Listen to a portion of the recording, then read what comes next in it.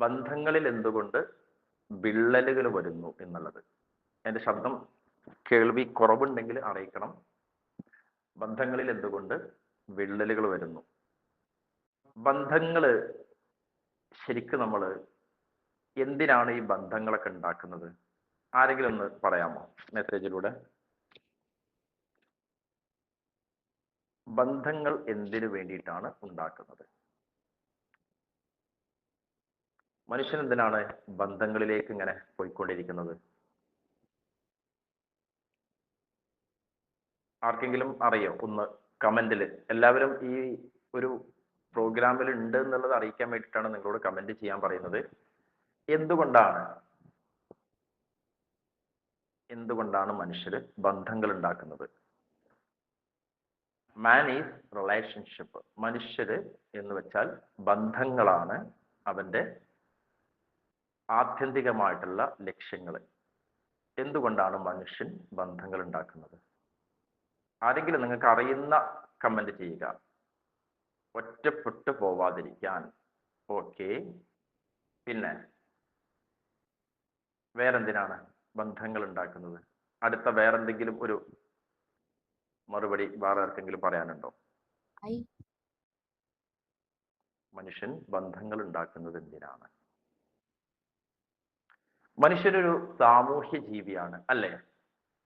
അതെല്ലാവർക്കും അറിയാലോ. എന്താണ് സാമൂഹ്യ ജീവി എന്ന് പറഞ്ഞാല്? മനുഷ്യരു സോഷ്യൽ അനിമലാണ്. കൂട്ടത്തോടെ ജീവിക്കുന്ന ഒരു ജീവിയാണ് മനുഷ്യര്, അല്ലേ? ഈ മനുഷ്യര് കൂട്ടത്തോടെ ജീവിക്കുന്നത് കൊണ്ട് മനുഷ്യരതിനകത്ത് ലക്ഷ്യങ്ങൾ ഉണ്ടാക്കുന്നത് അവരുടേതായിട്ടുള്ള വ്യക്തിത്വങ്ങളെ തൻ്റെതായ റൂട്ടിലേക്ക് മനോഹരമാക്കി കൊണ്ടുപോകാനാണ്. അതാണ് നമ്മൾ ജീവിതം എന്ന് പറയുന്നത്.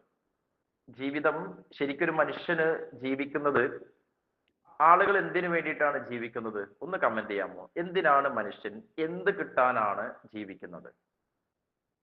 എന്ത് കിട്ടാൻ വേണ്ടിയിട്ടാണ് മനുഷ്യന്മാർ ജീവിക്കുന്നത്? നിങ്ങളും കൂടെ ഉണ്ടെങ്കിലാണ് കേട്ടോ ഈ ഒരു സെഷനെ നമുക്ക് നന്നായിട്ട് കൊണ്ടുപോകാൻ പറ്റുക.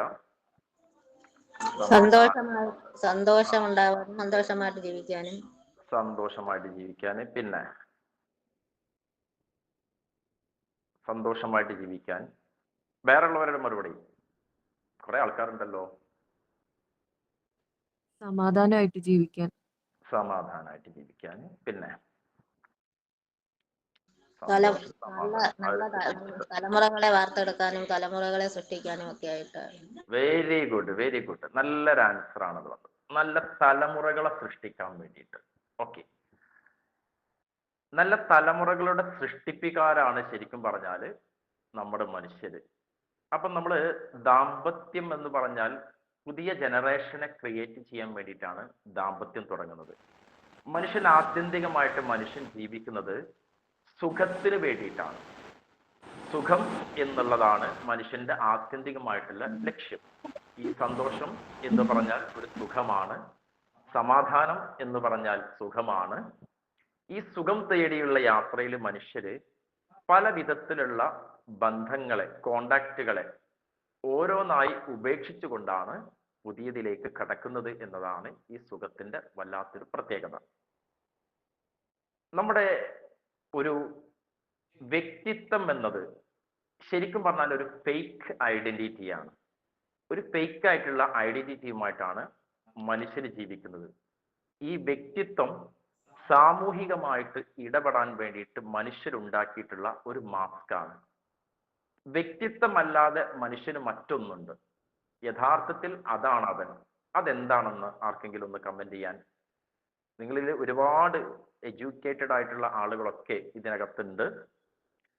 ഇത്തരം ആളുകളിൽ നിന്ന് ഒരു ഇന്ററാക്ഷൻ വരുമ്പോഴാണ് ഈ ഒരു സെഷനെ നമുക്ക് രസകരമായിട്ടും മനോഹരമായിട്ടും കൊണ്ടുപോകാൻ കഴിയുള്ളൂ. മറ്റതിങ്ങനെ റേഡിയോ പറയുന്നത് പോലെ നിങ്ങൾ ഇങ്ങനെ കേൾക്കുക, ഞാൻ പറഞ്ഞുകൊണ്ടിരിക്കുക.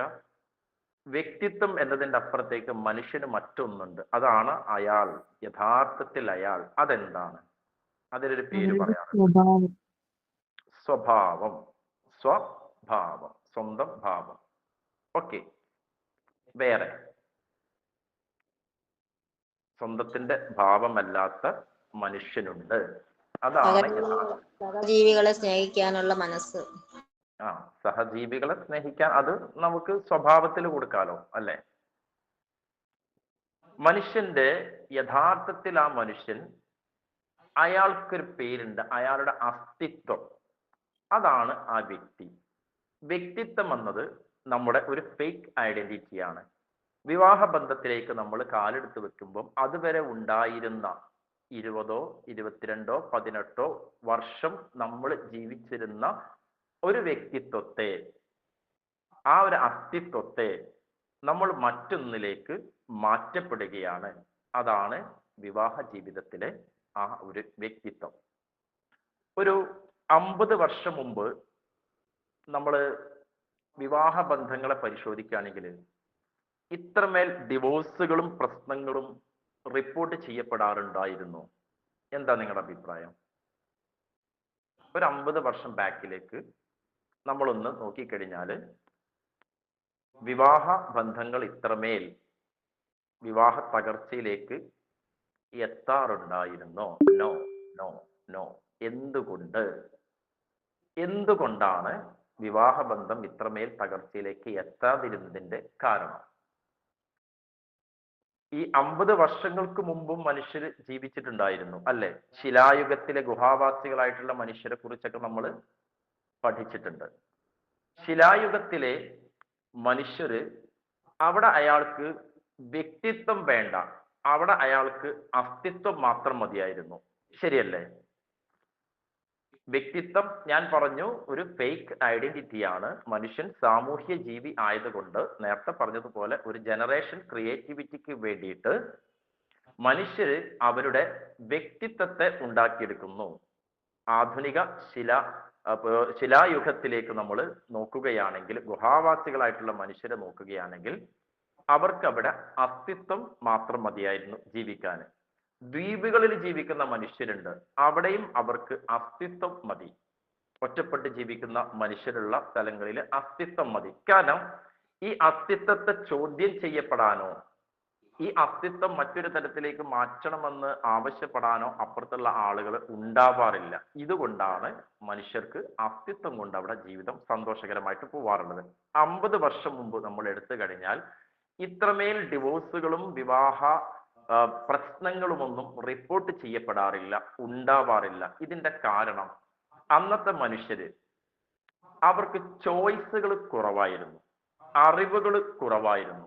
എന്ന് വെച്ചാൽ അവരൊരു വിവാഹ ജീവിതത്തിലേക്ക് കാലെടുത്ത് വെക്കുന്ന സമയങ്ങളിൽ അത്രയും കാലം പരിമിതമാക്കപ്പെട്ട ചില ബന്ധങ്ങളെ കുറിച്ച് അവർ നേരിട്ടോ അല്ലാതെയോ അറിഞ്ഞിട്ടുള്ള ചില ബന്ധങ്ങളുണ്ട്. അവരുടെ കുടുംബങ്ങളാകാം, അച്ഛനമ്മമാരാവാം, അയൽപക്കത്തുള്ള ആളുകളാകാം. ഇങ്ങനെ ഒരു സറൗണ്ടിനകത്ത്, ഒരു കുറഞ്ഞ ഏരിയക്കകത്ത് മാത്രമുള്ള ബന്ധങ്ങളെ കണ്ടിട്ടുള്ള മനുഷ്യർക്ക് ആ ബന്ധങ്ങളൊക്കെ ഏകദേശം മനോഹരമായിട്ട് ഇവർക്ക് ഫീൽ ചെയ്യാറുണ്ട്. പക്ഷേ ഈ ഒരു പുതിയ കാലത്തേക്ക് നമ്മൾ പരിശോധന നടത്തുകയാണെങ്കിൽ ഇവിടെ നമുക്ക് ചോയ്സുകൾ കൂടി, അറിവുകൾ ഉണ്ടാവാനുള്ള മാർഗങ്ങളും കൂടി. മുമ്പൊക്കെ വിദേശത്ത് ജോലി ചെയ്തിരുന്ന ഒരു ഭർത്താവിന് ഒരു വിവരം കൊടുക്കണമെങ്കിൽ, വീട്ടിലൊരു പ്രശ്നമുണ്ട്, ആ ഒരു ബുദ്ധിമുട്ട് അറിയിക്കണമെങ്കിൽ ഒന്നുകിൽ കത്തെഴുതണം. കത്തെഴുതി കഴിഞ്ഞാൽ ആ കത്ത് കിട്ടാൻ ആഴ്ചകളോ മാസങ്ങളോ ഒക്കെ എടുക്കാറുണ്ടായിരുന്നു. ആ ആഴ്ചകളോ മാസങ്ങളോ ഒക്കെ എടുത്തതിന് ശേഷമാണ് വീട്ടിലുള്ള ഒരു പ്രശ്നത്തെ ഭാര്യ എഴുതി അറിയിച്ചു കഴിഞ്ഞാൽ ഭർത്താവിന് കിട്ടുന്നത്. എന്ന് വെച്ചാൽ അമ്മായിമ്മയുടെ പ്രശ്നങ്ങളാവാം, മറ്റുള്ള പ്രശ്നങ്ങളാകാം, ഇതൊക്കെ എഴുതി അറിയിക്കുന്ന ആളുകൾ ഉണ്ടായിരുന്നു. ഈ സോഷ്യൽ മീഡിയകളൊക്കെ വരുന്നതിന്റെ മുമ്പ് വരെയുള്ള ആ കാലത്തെ നിങ്ങളൊന്ന് പരിശോധിച്ചാൽ മതി. ആ ഒരു 2000-ന് മുമ്പൊക്കെ ഉള്ള ആ തൊട്ട് മുമ്പുള്ള ഘട്ടങ്ങളിൽ, 90-കളിലെ ഘട്ടങ്ങളിൽ ഇങ്ങനെയൊക്കെ പരിശോധിക്കുകയാണെങ്കിൽ ഞാൻ ഈ പറയുന്നത് പോലെയായിരുന്നു ഒരു വിവരം കൈമാറാനുള്ള മാർഗം. പിന്നെ എപ്പോഴെങ്കിലൊക്കെ ലാൻഡ് ഫോണുകൾ ഉണ്ടായിരുന്ന സമയങ്ങളിൽ എപ്പോഴെങ്കിലൊക്കെ വിളിക്കുന്ന സമയത്ത് ഇത് കൈമാറാറുണ്ടായിരുന്നു. അപ്പം അവർക്ക് തൻ്റെ പ്രശ്നങ്ങൾ കൈമാറുമ്പം ഒരുപാട് ദിവസങ്ങൾക്ക് ശേഷമാണ് അതിൻ്റെ ഒരു സൊല്യൂഷൻ ആയിട്ടുള്ള ഒരു മറുപടി കിട്ടാറുള്ളത്. ഈ പുതിയ കാലത്ത് എല്ലാ ദിവസവും വിവരങ്ങൾ കൈമാറിക്കൊണ്ടിരിക്കുകയാണ്. ഗൾഫിലേക്ക് പോയിട്ടുള്ള ഭർത്താവിനെ എപ്പോഴും വീഡിയോ കോൾ വിളിച്ചുകൊണ്ടിരിക്കുന്നു. അമ്മായിമ്മയുമായിട്ട് വഴക്കുണ്ടാകുമ്പോൾ ലൈവായിട്ട് കാണിച്ചു കൊടുക്കുന്നു. ലൈവായിട്ട് കാണിച്ചു കൊടുത്താലോ അതേ സമയത്ത് തന്നെ ഇവർക്ക് അതിന്റെ സൊല്യൂഷൻ വേണമെന്ന നിർബന്ധ ബുദ്ധി ഉണ്ടാകുന്നു. അപ്പുറത്ത് ജോലി ചെയ്യുന്ന ആ ഒരു ഭർത്താവിന് ഈ പ്രശ്നങ്ങളിൽ ഇടപെടേണ്ട വല്ലാത്തൊരു മാനസികാവസ്ഥയിലൂടെ കടന്നു പോവുകയാണ്. എന്ന് വെച്ചാല് മുമ്പുണ്ടായിരുന്ന ആളുകൾക്ക് ഒരു സൊല്യൂഷൻ കിട്ടാൻ വേണ്ടിയിട്ട് അവർ ക്ഷമ ശീലിച്ചിരുന്നു. ഇപ്പോഴുള്ള ജനറേഷനിലുള്ള ആളുകൾക്ക് സൊല്യൂഷൻ അപ്പപ്പം കിട്ടേണ്ടത് കൊണ്ട് ഇവര് ക്ഷമ ഇല്ലാത്തവരായിട്ട് മാറിയിട്ടുണ്ട്. ഈ തർക്കങ്ങളൊക്കെ ഉണ്ടാകുമ്പോഴൊക്കെ മനുഷ്യന്മാര് സൊല്യൂഷന് വേണ്ടിയിട്ടാണ് പലപ്പോഴും ദാമ്പത്യ ബന്ധത്തിൽ തർക്കങ്ങൾ ഉണ്ടാവാറുള്ളത്. തർക്കങ്ങൾക്ക് സൊല്യൂഷൻ കൊടുക്കാൻ ശരിക്കും പറഞ്ഞാല് തർക്കിക്കുന്ന ആളുകൾക്ക് അറിയില്ല എന്ന വലിയൊരു സത്യം അതിനകത്തുണ്ട്. അപ്പൊ നമ്മള് രണ്ട് ആളുകള്, ഒരു സ്ത്രീ ഒരു പുരുഷൻ, വിവാഹം എന്ന ഒരു ഉടമ്പടി അങ്ങനെയൊക്കെയാണല്ലോ നമ്മൾ പറയാറുള്ളത്, അതിനകത്തേക്ക് കാലെടുത്ത് വെക്കുകയാണ്. അതുവരെ ഇവർ ശീലിച്ചിട്ടുള്ള അവരുടെ വ്യക്തിത്വത്തെ, അവരുടെ അസ്തിത്വത്തെ മാറ്റിയിട്ട് പുതിയൊരു വ്യക്തിത്വത്തിലേക്ക് അവര് രൂപമാറ്റം നടത്തുകയാണ്. അവരൊരു സംവിധാനത്തിലേക്ക് എത്തുമ്പോൾ അപ്പുറത്തുള്ള ഒരാളും ഇപ്പുറത്തുള്ള ഒരാളും രണ്ട് അസ്തിത്വത്തിലൂടെ ജീവിച്ചിട്ടുള്ള, ഏതോ അച്ഛനും അമ്മയ്ക്കും ഉണ്ടായിട്ടുള്ള രണ്ട് എൻവറോൾമെന്റിൽ ജീവിച്ചിട്ടുള്ള, ഇൻബിൽട്ട് ആയിട്ട് ഒരുപാട് സ്വഭാവങ്ങൾ കിട്ടിയിട്ടുള്ള ആളുകൾ ഓട്ടോ പൈലറ്റ് മോഡ് അവരുടെ ബ്രെയിനിൽ ഓണായിട്ട് അതിലൂടെ വർഷങ്ങളോളം സഞ്ചരിച്ചു കൊണ്ടിരുന്ന ആളുകൾ, അവർക്ക് ആ സഞ്ചാരപാത ഓക്കെ ആയിരുന്നു, ശരിയായിരുന്നു. ഇതിലൂടെ സഞ്ചരിച്ച ആളുകൾ രണ്ടുപേരും ഒന്നാകുന്നു. പക്ഷേ രണ്ടുപേരും ഒന്നാകുന്നുള്ളൂ, രണ്ടുപേരും ഒരിക്കലും ഒന്നല്ല എന്ന വലിയൊരു സത്യത്തെ അവിടെ വിസ്മരിക്കപ്പെടുകയാണ്. ഈ രണ്ടുപേരും ഒന്നാകുമ്പോൾ ആദ്യം അവർ ചെയ്യേണ്ടത് ആ വ്യക്തിയെ അതേ ക്വാളിറ്റിയോട് കൂടിയിട്ട് ആദ്യം ഒന്ന് അക്സെപ്റ്റ് ചെയ്യുക. ഇപ്പുറത്തുള്ള ആളെയും അതേ ക്വാളിറ്റിയോട് കൂടിയിട്ട് അക്സെപ്റ്റ് ചെയ്യുക. രണ്ടാമത് ആ വ്യക്തിയെ അതുപോലെ ഒന്ന് റെസ്പെക്ട് ചെയ്യുക. ഇതാണ് വിവാഹ ബന്ധത്തിൽ ആദ്യം ഉണ്ടാവേണ്ടത്. പക്ഷേ ഇവിടെ പലപ്പോഴും മുൻവിധികളോട് കൂടിയിട്ടാണ് വിവാഹ ജീവിതത്തിലേക്ക് പലരും പ്രവേശിക്കാറുള്ളത്. സ്ത്രീയാണെങ്കിലും പുരുഷന്മാരാണെങ്കിലും ഇങ്ങനെയൊക്കെയാണ്. കാരണം ഈ മുൻവിധിക്ക് കാരണം ഈ പുതിയ കാലഘട്ടത്ത് ഒരുപാട് മേഖലകളിൽ നമ്മൾ വിവാഹ ബന്ധങ്ങളെ കാണുന്നു. സന്തോഷകരമായ ജീവിതം നയിച്ചു കൊണ്ടിരിക്കുന്ന ആളുകളെ നമ്മൾ സോഷ്യൽ മീഡിയകളിൽ കണ്ടുകൊണ്ട്, മറ്റുള്ളവർ പറയുന്നത് കേട്ടുകൊണ്ട്, അവരുടെ ജീവിതത്തെ നമ്മൾ അഡ്രസ്സ് ചെയ്തുകൊണ്ട്, മുമ്പൊക്കെ അയൽപക്കത്ത് കുറച്ച് വീടുകളിലെ വിവരങ്ങൾ മാത്രം കിട്ടിയിരുന്ന ആളുകൾ ഒരുപാട് വിവര സാങ്കേതിക വിദ്യയുടെ ആ ഒരു ചിറകിലേറിയിട്ട് യാത്ര തുടരുമ്പോൾ അവർക്ക് ഒരുപാട് കളക്ഷൻസ് ഉണ്ട്. ഈ കളക്ഷൻസ് മുഴുവനും സ്വന്തം വിവാഹ ജീവിതത്തിലേക്ക് കണക്ഷൻസ് ആക്കിയിട്ട് ഇവർ കൊടുക്കുകയാണ്. ഇങ്ങനെ പോകുമ്പോൾ ഈ അസ്തിത്വത്തിലൂടെ ജീവിച്ച മനുഷ്യന് വ്യക്തിത്വത്തിലേക്ക് മാറാൻ സമയമെടുക്കും. ഇവിടെ ഈ സമയം കൊടുക്കാത്തത് വിവാഹ ബന്ധത്തിന്റെ ആ ഒരു വിള്ളലുകൾക്ക് തുടക്കമിടുന്നു എന്നതാണ് അതിന്റെ യഥാർത്ഥ സത്യം. തുടക്കത്തിൽ തന്നെ നമ്മൾ ഉദ്ദേശിച്ച തരത്തിലൊക്കെ ഈ ജീവിതം മുന്നോട്ട് പോകണമെന്ന അർത്ഥത്തിൽ സ്ത്രീയും പുരുഷനും വിവാഹ ജീവിതത്തിലേക്ക് കാലെടുത്ത് വെക്കാറുണ്ട്. ഏതോ ഒരു അച്ഛനും അമ്മയ്ക്കും ഉണ്ടായിട്ടുള്ള രണ്ട് വ്യക്തികൾ ഒന്നാകുന്നു എന്ന് പറയുന്നു. ഈ ഒന്നാകുന്നവർക്കുമുണ്ട് ചില സ്വഭാവ സവിശേഷതകളൊക്കെ. ഞാൻ പല ഭാഗങ്ങളിൽ നിന്നായിട്ടാണ് എടുത്തിട്ട് ഇങ്ങനെ പറയാ, ഏകദേശം ഇങ്ങനെ കണക്ട് ചെയ്ത് പോകും. കാരണം ഈ വിഷയം അങ്ങനെ അങ്ങോട്ട് ഒരു ക്ലാസ്സിന് വേണ്ടിയിട്ടൊരു പ്രിപ്പറേഷൻ നടത്തിയിട്ടുള്ളതല്ല.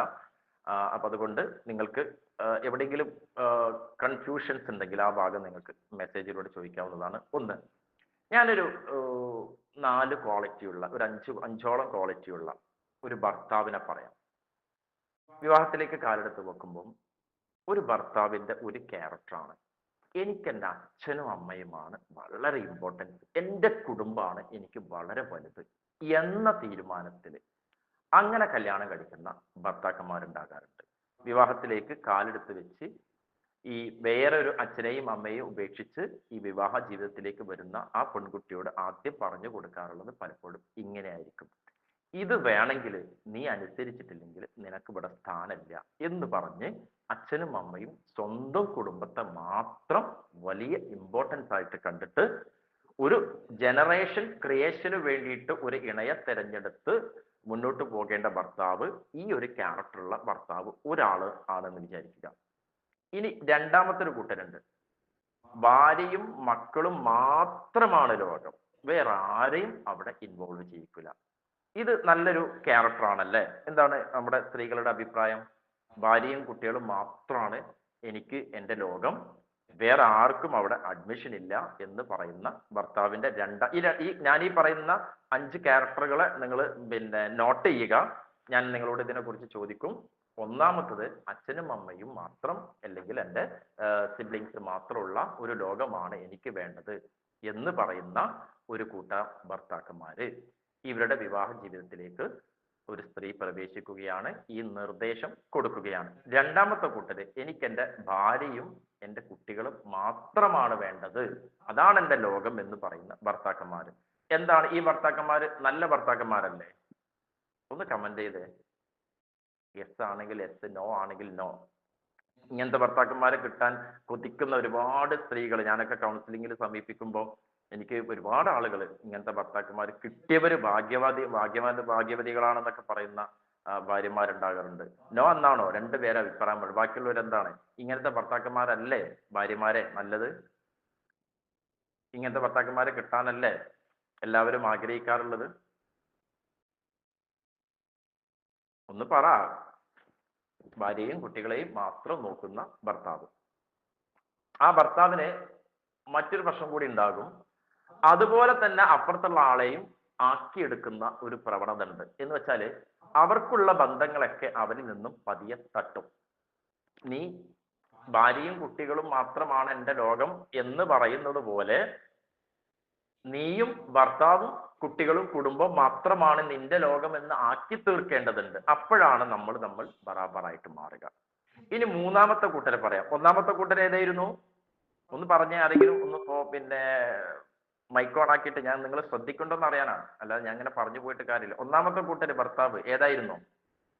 പാരന്റ്സ് ആണ് ഏറ്റവും ഇമ്പോർട്ടന്റ്.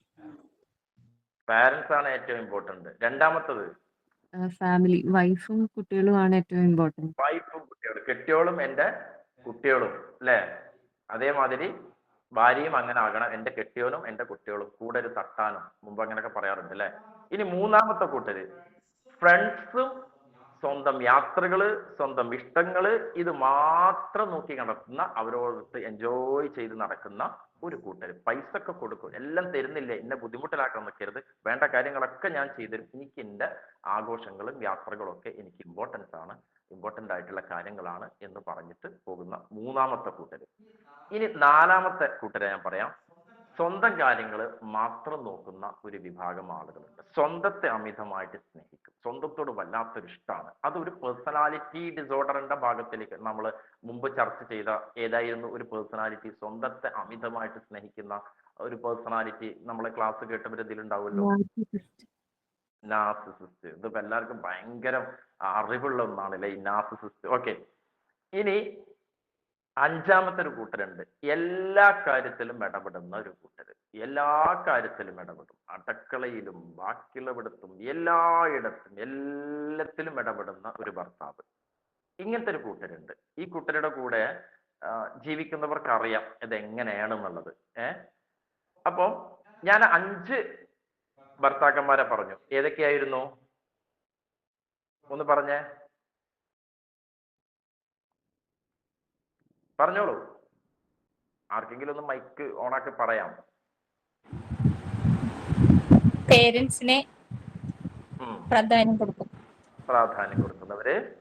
2, ഭാര്യയ്ക്കും മക്കൾക്കും മാത്രം പ്രാധാന്യം കൊടുക്കും.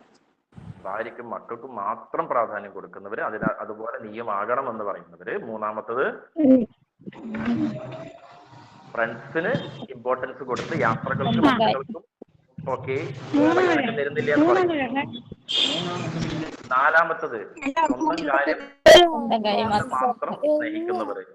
അഞ്ചാമത്തത് എല്ലാ കാര്യത്തിലും ഇടപെടുന്ന ആളുകൾ. എല്ലാവരും മൈക്കൊന്ന് മ്യൂട്ട് ചെയ്യുക, മൈക്ക് മ്യൂട്ട് ചെയ്യുക.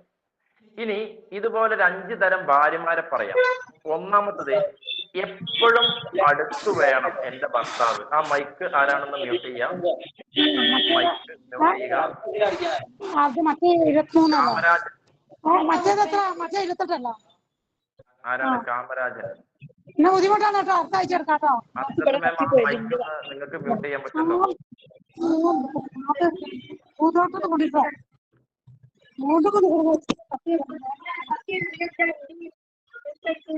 Kamarajan Kamarajan sir Kamarajan sir mike ഒന്ന് മ്യൂട്ട് ചെയ്യാമോ? കമർജാനാ? ആ കമർജാൻ, അങ്ങനെയാണെങ്കിൽ കമർജാൻ, കാമരാജൻ അല്ല. ഒന്ന് മൈക്ക് മ്യൂട്ട് ചെയ്യാമോ?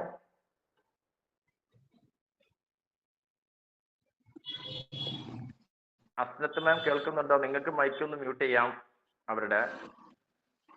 Okay okay, very good. ഇനി ഒന്നാമത്തെ തരത്തിലുള്ള ഭാര്യമാരെ പറയാം. എപ്പോഴും എൻ്റെ ഭർത്താവ് എൻ്റെ അടുത്ത് ഇങ്ങനെ വേണം, എന്നോട് ഇങ്ങനെ റൊമാൻറ്റിക് ആയിട്ട് പെരുമാറണം, എന്നോട് എപ്പോഴും ഇങ്ങനെ സംസാരിക്കണം, വേറെ ആരെയും അങ്ങനെ സ്നേഹിക്കാൻ പാടില്ല, അവരുടെ അച്ഛനെയും അമ്മയും ബാക്കിയുള്ളവരെയൊന്നും അത്ര കണ്ട് പ്രാധാന്യം, എൻ്റെ അപ്പുറത്തേക്കുള്ള ഒരു പ്രാധാന്യം കൊടുക്കാൻ പാടില്ല. ഇങ്ങനെ ഒരു ക്യാരക്ടർ വൈസ് ഉള്ള സ്ത്രീകൾ ഉണ്ടാവാറുണ്ട്, ഭാര്യമാരുണ്ടാവാറുണ്ട്. ഇതില് രണ്ടാമത്തത്, എന്നെയും എൻ്റെ കുട്ടികളെയും മാത്രം ശ്രദ്ധിക്കുന്ന ഒരു ക്യാരക്ടറുള്ള ഒരു ഭർത്താവ്, കുടുംബം മാത്രം നോക്കി നടക്കുന്ന ഒരു ഭർത്താവാണ് എനിക്ക് വേണ്ടത്. മൂന്നാമത്തത്, അടിച്ചു പൊളിച്ച് നടക്കാനും യാത്രകൾ ചെയ്യാനും ഒക്കെ ഇഷ്ടപ്പെടുന്ന അങ്ങനെയുള്ള ഒരു ഭാര്യ. നാലാമത്തത്, ഭർത്താവിന് വേണ്ടിയിട്ട് എല്ലാം ചെയ്തു കൊടുക്കുന്ന അങ്ങനെയുള്ള ഒരു ഭാര്യ. അഞ്ചാമത്തത്, ഭർത്താവിനെയും അവർക്ക് ഇഷ്ടമുള്ള ആൾക്കാരെയൊക്കെ സ്നേഹിച്ച് ഭർത്താവിൻ്റെയും അവരുടെയൊക്കെ പ്രീതി പറ്റി ജീവിക്കാൻ വേണ്ടിയിട്ട് ആഗ്രഹിക്കുന്ന ആളുകൾ. അപ്പൊ ഞാൻ 5 ഭാര്യമാരെയും 5 ഭർത്താക്കന്മാരെയും പറഞ്ഞു. ഈ 5 ക്യാരക്ടറുകള് നേരെ അങ്ങോട്ടും ഇങ്ങോട്ടും ഓർഡറിലല്ലാതെ ഭാര്യ ഭർത്താക്കന്മാരായി കഴിഞ്ഞാല് അവിടെ വഴക്കിന് വേറെവിടെങ്കിലും നമ്മൾ സ്ഥലം തരേണ്ട ആവശ്യമുണ്ടോ? പ്രശ്നങ്ങൾക്ക് ഉണ്ടോ ഇല്ലേ?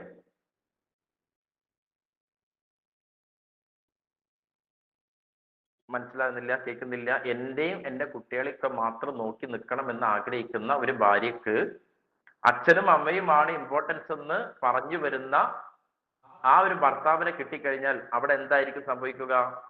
വഴക്കുണ്ടാവോ അതോ നന്നായിട്ട് പോവോ?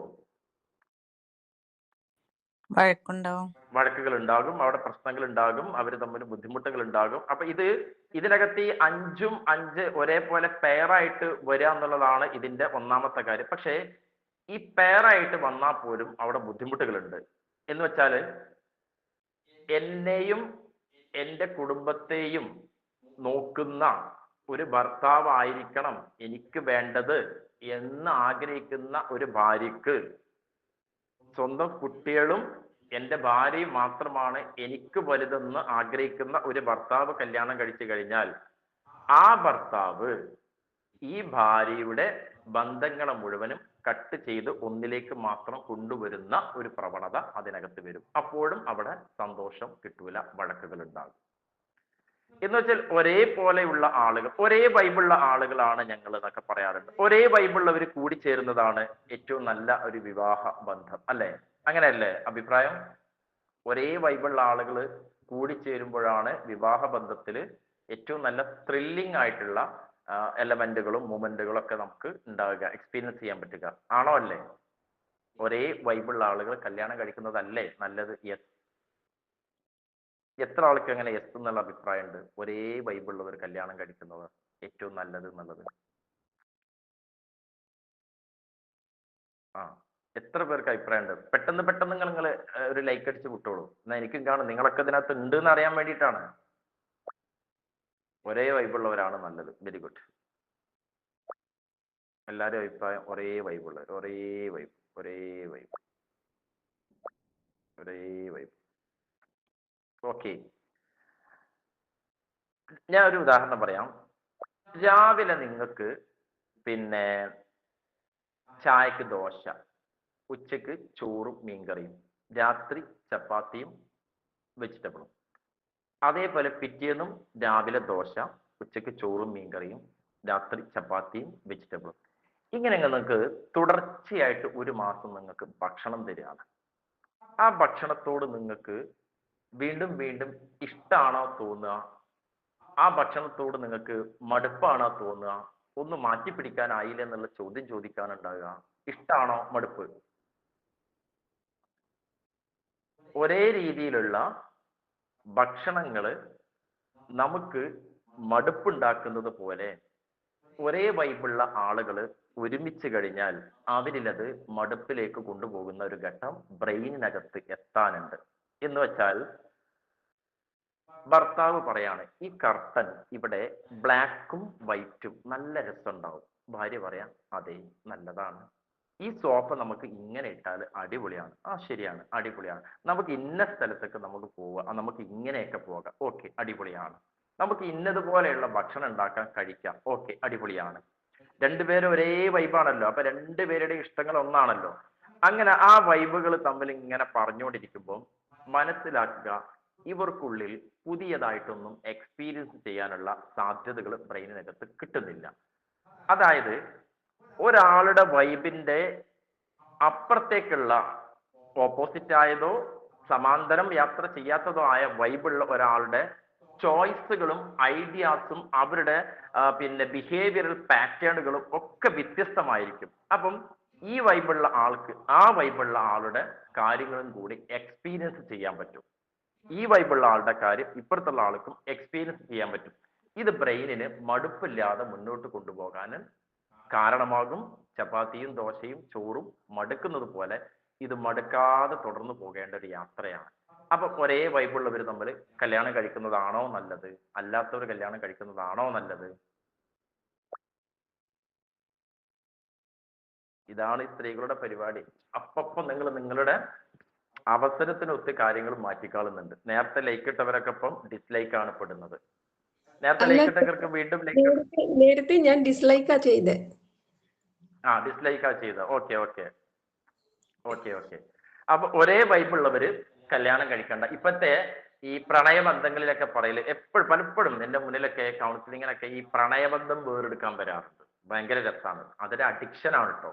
അഡിക്ഷനെ മാറ്റാൻ വരുന്നത് പോലെയാണ് പ്രണയബന്ധത്തെ വേറെടുക്കാൻ അഡിക്ഷൻ സ്റ്റേറ്റിലേക്ക് എത്തുമ്പോൾ പറയും എന്താണ് ചൂസ് ചെയ്യാൻ കാരണം. പെൺകുട്ടികളായിട്ട് പറയും നിങ്ങൾ ഒരേ വൈബാണ്, ഇങ്ങനെ ആ ഷോൾഡർ നിങ്ങൾ ഒരേ വൈബാണ്, എന്നിട്ട് തല കൊണ്ട് രണ്ടാട്ടലൊക്കെ ഉണ്ടാവും. സുരേഷ് ഗോപിന്റെ ഡാൻസ് പോലെ. ഈ ഒരേ വൈബ് എന്ന് പറയുമ്പോൾ ഈ പെൺകുട്ടികളുടെ എന്തോ ഒരു വല്ലാത്തൊരു ആവേശമാണ്. ഒരേ വൈബുള്ള ആളെ കിട്ടിയാൽ ഈ ഒരേ വൈബുള്ള ആളായിട്ട് പ്രണയ ബന്ധ സമയങ്ങളിൽ ശരിക്കും പറഞ്ഞാൽ ആ പുരുഷന്മാര് ആൺകുട്ടികൾ പെരുമാറിക്കൊണ്ടിരിക്കുകയാണ്. ഈ ഒരേ വൈബിലേക്ക് പെരുമാറ്റം കൊണ്ടുപോയാലാണ് ഈ പാവങ്ങൾ ഇതിലേക്ക് കണക്ട് ആകുള്ളൂ. ആ വൈബ് അങ്ങോട്ട് മാറും. കല്യാണം കഴിയുന്നതോടുകൂടി ബും ഒരൊറ്റ പൊട്ടൽ പൊട്ടാറുണ്ട്. 2023 സുപ്രീം കോടതിയുടെ ഒരു വിധിന്യായ വേദിയിൽ ആ സമയത്ത് പറഞ്ഞിട്ടുള്ള ചീഫ് ജസ്റ്റിസ് പറഞ്ഞിട്ടുണ്ടായിരുന്നു, വിവാഹ ബന്ധങ്ങളിലാണ് പ്രശ്നങ്ങളും ഡിവോഴ്സുകളൊക്കെ ഒരുപാട് കൂടിക്കൊണ്ടിരിക്കുന്നത് എന്നുള്ളതാണ്. എല്ലാത്തിലും അല്ല കേട്ടോ, പുതിയ തലത്തിൽ നോക്കുകയാണെങ്കിൽ. എന്ന് വെച്ചാല് വിവാഹത്തിന് മുമ്പുള്ള ആ ഒരു സമയത്ത് ഈ പ്രണയിക്കുന്ന സമയങ്ങളിൽ ഫസ്റ്റ്ലി ഒരു അട്രാക്ഷനിൽ നിന്നാണ് ഈ പുരുഷനും സ്ത്രീയും തമ്മിൽ ആകർഷിക്കപ്പെടുന്നത്. അവർ തമ്മിൽ കെമിക്കലുകൾ റിലീസ് ചെയ്യപ്പെടുന്നുണ്ട്. ബ്രെയിനിനകത്താണ് ഇതൊക്കെ സംഭവിക്കുന്നത്. നമ്മുടെ ദേഷ്യം, വാശി, സങ്കടം, ഇഷ്ടം, ഇതെല്ലാം ഫിസിക്കൽ അട്രാക്ഷൻ ഇതൊക്കെ വരുന്നത് ബ്രെയിൻ കെമിക്കലിൽ നിന്നാണ്. ഇവരിങ്ങനെ അട്രാക്ട് ചെയ്യപ്പെടുന്ന സമയത്ത് ഇവരിൽ ഈ കെമിക്കൽ നന്നായിട്ട് ഉണ്ടായിക്കൊണ്ടിരിക്കും. അങ്ങനെ ഇവര് ആ പ്രണയ കാലങ്ങളിലൊക്കെ ഈ കെമിക്കലുകൾ എക്സ്പീരിയൻസ് ചെയ്ത് ഒരേ വസ്തുവിൽ നിന്ന് പിന്നീട് അതുപോലെയുള്ള ആ ഒരു വൈബ്രന്റ് എനർജി കിട്ടാതെ വരുന്നൊരു സമയം വരാറുണ്ട്. പുരുഷന്മാർക്കാണത് പലപ്പോഴും ആദ്യം സംഭവിക്കാറുള്ളത്. ഈ പ്രണയ സമയത്ത് തന്നെ ഇവര് അടിയുണ്ടാക്കലും വഴക്കുണ്ടാക്കലും എല്ലാ കാര്യങ്ങളും നടന്നിട്ടുണ്ട്. ഇപ്പോഴത്തെ ഇതിൽ ഭാര്യ ഭർത്തൃ ജീവിതം ജീവിക്കുന്നത് പോലെയാണ് പ്രണയബന്ധങ്ങളൊക്കെ. അങ്ങനെയുള്ള ആളുകൾ വിവാഹത്തിലേക്ക് കാലെടുത്ത് വെക്കുന്ന സമയത്ത് ശരിക്കും പറഞ്ഞാൽ അവർക്ക് അവിടെ പുതുമകളൊന്നും ആസ്വദിക്കാനില്ല. അവരുടെതെല്ലാം കഴിഞ്ഞിട്ടുണ്ട്. എന്ന് വെച്ചാൽ ബ്രെയിനിലുള്ള ഡാറ്റകളൊക്കെ സേവ് ചെയ്യപ്പെട്ടതും എക്സ്പീരിയൻസ് ചെയ്തതുമാണ്. പിന്നീട് അവര് കുറച്ചെങ്കിലും ഒരു അടുപ്പമുള്ളവരായിരുന്നെങ്കിൽ അവര് ഫോണിലൂടെയോ എപ്പോഴെങ്കിലൊക്കെ കാണുമ്പോഴായിരുന്നു പിന്നെ ആ വൈബ് ഉണ്ടാവാറുള്ളത്. ആ ബാക്കിയുള്ള വൈബിലാണ് ഈ കല്യാണം നടക്കാറുള്ളത്. നടന്നു കഴിഞ്ഞാൽ ഇവര് പിന്നെ ഒരുമിച്ചായി. പിന്നെ ഇവർ തമ്മിലുള്ള എല്ലാ കാര്യങ്ങളും നടന്നു കഴിഞ്ഞത് കൊണ്ട് ഇവരിൽ ആ വൈബ് ക്രിയേറ്റ് ചെയ്യപ്പെടാറില്ല. ഒരു അറേഞ്ച് മാരേജിൽ നേരെ മറിച്ച് സംഭവിക്കാറുണ്ട്. എങ്ങനെയാണ്? കല്യാണം കഴിഞ്ഞ് ഭാര്യയും ഭർത്താവുമാകുന്ന സമയത്ത് നല്ല നല്ല സംസാരങ്ങൾ അവിടെ ഉണ്ടാകുന്നുണ്ട്, കുടുംബങ്ങളെ പരിചയപ്പെടുത്തുന്നുണ്ട്, കൂട്ടുകാരെ പരിചയപ്പെടുത്തുന്നുണ്ട്, പഠിച്ച കാലഘട്ടം പറഞ്ഞു കൊടുക്കുന്നുണ്ട്, ഒരുപാട് കാര്യങ്ങൾ ഇങ്ങനെ ചർച്ച ചെയ്ത് കുടുംബത്തിലേക്ക് യാത്രകൾ പോകുന്നുണ്ട്. അതേപോലെ തന്നെ ഒരുപാട് കാര്യങ്ങൾ അങ്ങോട്ടും ഇങ്ങോട്ടും ഷെയർ ചെയ്യുന്നുണ്ട്, കേൾക്കാനായി ഒരുപാട് സമയങ്ങൾ അങ്ങോട്ടും ഇങ്ങോട്ടും എടുക്കുന്നുണ്ട്. അതിലൂടെ ഇങ്ങനെ അറിയാതെ ഒരു ബോണ്ട് ഇങ്ങനെ ക്രിയേറ്റ് ചെയ്യപ്പെടുന്നുണ്ട്. ഇതാണ് അറേഞ്ച് മാരേജ് എന്ന് വെച്ച് അറേഞ്ച് മാരേജിൽ ഡിവോഴ്സ് റേറ്റ് ഇല്ല എന്നുള്ളതല്ല കേട്ടോ. ഞാൻ സുപ്രീം കോടതിയുടെ ഒരു പരാമർശത്തിന്റെ ഒരു ഉദാഹരണം ഇങ്ങനെ പറഞ്ഞു തന്നതാണ്. അപ്പം ഈ വിവാഹ ബന്ധത്തിലേക്ക് ഞാൻ നേരത്തെ പറഞ്ഞതിലേക്ക് വരാം. പ്രതീക്ഷകൾ ഒരുപാട്, പ്രതീക്ഷകൾക്കപ്പുറത്തേക്ക് മുൻവിധികളോട് കൂടിയിട്ടാണ് പ്രവേശിക്കാറുള്ളത്. മുൻവിധികളോട് കൂടി പ്രവേശിക്കുന്ന ആളുകൾക്ക് ഇപ്പുറത്ത് കിട്ടുന്ന ഒരാളുടെ അസ്തിത്വം മാറ്റി വ്യക്തിത്വത്തിലേക്ക് മാറിയ ഒരാളാണെന്നുള്ള ബോധ്യം അവിടെ ഉണ്ടാകുന്നില്ല. എന്ന് വെച്ചാല് വിവാഹ ജീവിതം, ദാമ്പത്യ ജീവിതം എന്ന് പറഞ്ഞാൽ തീർച്ചയായും മനോഹരമായ ഒരു അഭിനയമാണത്. ഒരു അഭിനയിക്കാനുള്ള ഏറ്റവും നല്ല കഴിവുള്ള ആൾക്ക് നല്ല ഭാര്യാഭർത്തൃ ബന്ധത്തിലൂടെ മുന്നോട്ട് പോകാൻ കഴിയും. ഞാൻ പറഞ്ഞ അസ്തിത്വം മാറ്റി വ്യക്തിത്വത്തിലേക്ക് മനുഷ്യന് മാറുന്നു. അത് റിയൽ ആക്റ്റാണ്, ഒരു ആക്ടിങ് ആണ് അവിടെ നടക്കുന്നത്. ഈ ആക്ടിങ്ങിലൂടെ ജീവിതം മുന്നോട്ട് പോകുമ്പോൾ ഒരേപോലെ ആക്ട് ചെയ്യാൻ പലപ്പോഴും സാധിക്കാതെ വരുന്ന സമയത്താണ് പൊട്ടിത്തെറികളും പ്രശ്നങ്ങളൊക്കെ ഉണ്ടാവാറുള്ളത്. അപ്പൊ ഈ വിവാഹ ജീവിതത്തെ മുൻവിധികളോടുകൂടി കണ്ടിട്ട് വിവാഹ ജീവിതത്തിലേക്ക് പ്രവേശിക്കുന്ന ആളുകൾ, ഇവർക്ക് ആ മുൻവിധികളെ സപ്പോർട്ട് ചെയ്യുന്ന തരത്തിലുള്ള കാര്യങ്ങൾ അവിടെ നിന്ന് കിട്ടിയിട്ടില്ലെങ്കിൽ അവിടെ തമ്മിൽ വാഗ്വാദങ്ങൾ ഉണ്ടാകും, പ്രശ്നങ്ങൾ ഉണ്ടാകും. ഇപ്പൊ എൻ്റെ അടുത്ത് ഒരു പെൺകുട്ടി വന്നിട്ടുണ്ടായിരുന്നു കൗൺസിലിങ്ങിന്. കല്യാണം കഴിച്ചു കഴിഞ്ഞാൽ ഗൾഫ് കൊണ്ടുപോകും, ഗൾഫിലൊക്കെ പോയാൽ അടിപൊളിയാണ്, അവിടെ ഫ്ലാറ്റ് ജീവിതം ഭയങ്കര ഇഷ്ടമാണ്. ഈ കുട്ടിക്ക് കൂട്ടുകുടുംബത്തിൽ ജീവിച്ചിട്ടുള്ള കുട്ടിയാണ്. അപ്പൊ ഈ അണുകുടുംബത്തിലേക്ക് മാറി അങ്ങനെയാണ്, ഒന്നിലങ്ങനെ യൂസ്ഡ് ആയിട്ട് പോകുമ്പോൾ മറ്റൊന്നിലേക്ക് മാറാൻ കൊതിക്കും. അപ്പം ആ പെൺകുട്ടിനെ ഗൾഫിലേക്ക് കൊണ്ടുപോയില്ല. അവസാനം ആ പെൺകുട്ടിക്ക് ഇത് ഡിവോഴ്സ് വേണം, ഇത് ശരിയാവില്ല, ഒഴിവാക്കണം. അപ്പം അവിടെ ഒരു ഡിമാൻഡ്, ഒരു മുൻവിധി വെച്ചിട്ടാണ് പോകുന്നത്. നമ്മൾ പറയാറുണ്ട്, എന്താ പറയാ, അൺകണ്ടീഷണൽ ആയിട്ടുള്ള സ്നേഹമാണ് എനിക്ക് വലിയ ഇഷ്ടമാണ് എൻ്റെ ഭാര്യയെ, ഭർത്താവിനെ എന്നൊക്കെ പറയുന്നത്. ഇവിടെ മനുഷ്യൻ, ഞാൻ നേരത്തെ പറഞ്ഞ സുഖത്തിന് വേണ്ടിയിട്ടുള്ള ജീവിക്കുന്ന മനുഷ്യന് സുഖത്തിന് വേണ്ടിയിട്ട് ഈ ഒരു സംവിധാനത്തെ ഇഷ്ടപ്പെടുകയാണ്. സുഖം അവിടെ കുറയുന്നു. അപ്പൊ എന്താകുന്നു? അവിടെ പ്രശ്നങ്ങൾ ഉണ്ടാകുന്നു. സുഖങ്ങൾ പല വിധത്തിലാണ് കുറവുകൾ വരാറുള്ളത്, പല ഏരിയകളിലാണ് കുറവുകൾ വരാറുള്ളത്. ഈ ഏരിയകളിലൊക്കെ പരിശോധന നടത്തുമ്പോൾ നമുക്ക് മനസ്സിലാകും മനുഷ്യന്റെ സുഖം എവിടേക്കോ നഷ്ടപ്പെട്ടു കഴിഞ്ഞു. സുഖം നഷ്ടപ്പെടുമ്പോൾ ഇവര് തർക്കങ്ങളിലേക്ക് ഇറങ്ങുകയാണ്. ഇവര് പരസ്പരമുള്ള ആ ആദ്യം പറഞ്ഞ അക്സെപ്റ്റ് ചെയ്യുന്നു, റെസ്പെക്ട് ചെയ്യുന്നു എന്ന ആ ഒരു ടേമിനെ ബ്രേക്ക് ചെയ്യപ്പെടുകയാണ്. ഇവിടെ പിന്നെ ചോദ്യങ്ങള്, പ്രശ്നങ്ങള്, വഴക്കുകള് ഇങ്ങനെയൊക്കെയാണ്. സ്ത്രീ എന്താണെന്നും പുരുഷൻ എന്താണെന്നും തിരിച്ചറിവാണ് ആദ്യം വേണ്ടത്. വിവാഹ ബന്ധം മനോഹരമായി മുന്നോട്ട് പോകണമെങ്കിൽ ആദ്യം അതിനെക്കുറിച്ചുള്ള അറിവുകൾ ഉണ്ടായിരിക്കണം. അപ്പുറത്തെ വീട്ടിലെയും ഇപ്പുറത്തെ വീട്ടിലെയും സ്വന്തം കുടുംബത്തിലെയും സോഷ്യൽ മീഡിയയിൽ കണ്ടിട്ടുള്ള അറിവുകൾക്കപ്പുറത്തേക്ക് ഏതെങ്കിലും വിധത്തിലുള്ള ഒരു അറിവുകളുമായിട്ടാണോ ഇവര് വിവാഹ ജീവിതത്തിലേക്ക് കടന്നു പോകുന്നത്? ആ വ്യക്തികളൊക്കെ അവരാണ്, അവരുടെ ലൈഫിലാണ് അത് പിന്നെ ഇംപ്ലിമെന്റ് ചെയ്ത് സക്സസ് ആയത്. പക്ഷേ എന്നിലേക്ക് വരുന്ന വ്യക്തി അത് മറ്റൊരു വ്യക്തിയാണ്. ലോകത്ത് നിങ്ങളുടെ കൈരേഖ നിങ്ങൾക്കുള്ളതുപോലെ ഇതേപോലെയുള്ള കൈരേഖയുള്ള മറ്റൊരു മനുഷ്യനില്ല. നിങ്ങളുടെ കൈരേഖക്ക് സമാനമായ കൈരേഖകളുള്ള മനുഷ്യരുണ്ടാവാറുണ്ട്. ലോകത്ത് നിങ്ങളെപ്പോലെയുള്ള സ്വഭാവമുള്ള ആ സ്വഭാവം ഉള്ള മനുഷ്യൻ ലോകത്ത് വേറെയില്ല. നിങ്ങളോട് സാമ്യതകളുള്ള സ്വഭാവങ്ങളുള്ള ആളുകൾ ഉണ്ടാവാറുണ്ട്. അതുപോലെയാണ് നിങ്ങൾ കണ്ടതും നിങ്ങൾ അറിഞ്ഞതുമായിട്ടുള്ള ജീവിതവുമായി അതിങ്ങനെ കയ്യിലെടുത്തിട്ട് ഇതാണ് എൻ്റെ ലൈഫ് എന്ന് പറഞ്ഞ് വിവാഹ ജീവിതത്തിലേക്ക് കാലെടുത്ത് വെക്കുമ്പോൾ അവിടെ നിന്ന് നിങ്ങൾക്ക് ഇതിനുമായി ബന്ധപ്പെട്ട കാര്യങ്ങളൊന്നും ഒരിക്കലും കിട്ടില്ല. കാരണം ഇതിനു വേണ്ടിയിട്ടുള്ള അറിവുകൾ കിട്ടണമെങ്കിൽ വിവാഹത്തിന്റെ മുമ്പ് ഈ ആളുകൾ തമ്മിലുള്ള ഒരു പരിചയത്തിലൂടെ വ്യക്തികളെ അഡ്രസ്സ് ചെയ്യാൻ പറ്റണം എന്നുള്ളതാണ്. ഇപ്പൊക്കെ പറയാറുണ്ട് പ്രീ മാരിറ്റൽ കൗൺസിലിംഗ്. കല്യാണത്തിന് മുമ്പാണ് കൗൺസിലിങ്ങുകൾ വേണ്ടത്, കല്യാണത്തിന് ശേഷമല്ല. കല്യാണത്തിന് മുമ്പ് വ്യക്തിയെ മനസ്സിലാക്കാൻ പറ്റണം. ഒരു നല്ല ഡ്രസ്സ് ഇട്ട് മുടിയൊക്കെ ചീകി വൃത്തിയായിട്ട് നടക്കുന്നു, ഇതല്ല ഒരു വ്യക്തിത്വം. വ്യക്തികളോട് സംസാരിക്കണം. വ്യക്തികളോട് സംസാരിക്കുമ്പോൾ അഭിരുചികളെ കുറിച്ച് ചോദിക്കണം. ഇതിങ്ങനെ അങ്ങോട്ടും ഇങ്ങോട്ടും കൈമാറുന്ന സമയങ്ങളിലുണ്ട്. ഞാൻ എന്ന വ്യക്തിയും ഈ വ്യക്തിയും തമ്മിലുള്ള അന്തരം, ഇത് തമ്മിൽ കണക്ട് ആകുമോ എന്നുള്ള ആ ഒരു സാധനം കത്താനുണ്ട്. അവിടെയാണ് സൈക്കോളജിയുടെ ഈ പുതിയ കാലഘട്ടത്തിലെ ഏറ്റവും വലിയ റോള്. ഒരു മനുഷ്യനോട് ഇങ്ങനെ സംസാരിച്ചാൽ മനസ്സിലാകും ആ വ്യക്തി ഏതാണ്, ആ വ്യക്തി എങ്ങനത്തതാണ്. ചില വ്യക്തികളോട് നമ്മൾ പല പ്രീ മാരിറ്റൽ കൗൺസിലിംഗ് സെഷനിൽ പോലും നിങ്ങൾ കല്യാണം കഴിക്കണ്ട എന്ന് പറഞ്ഞ് മാറ്റിയ വ്യക്തികളുണ്ട്.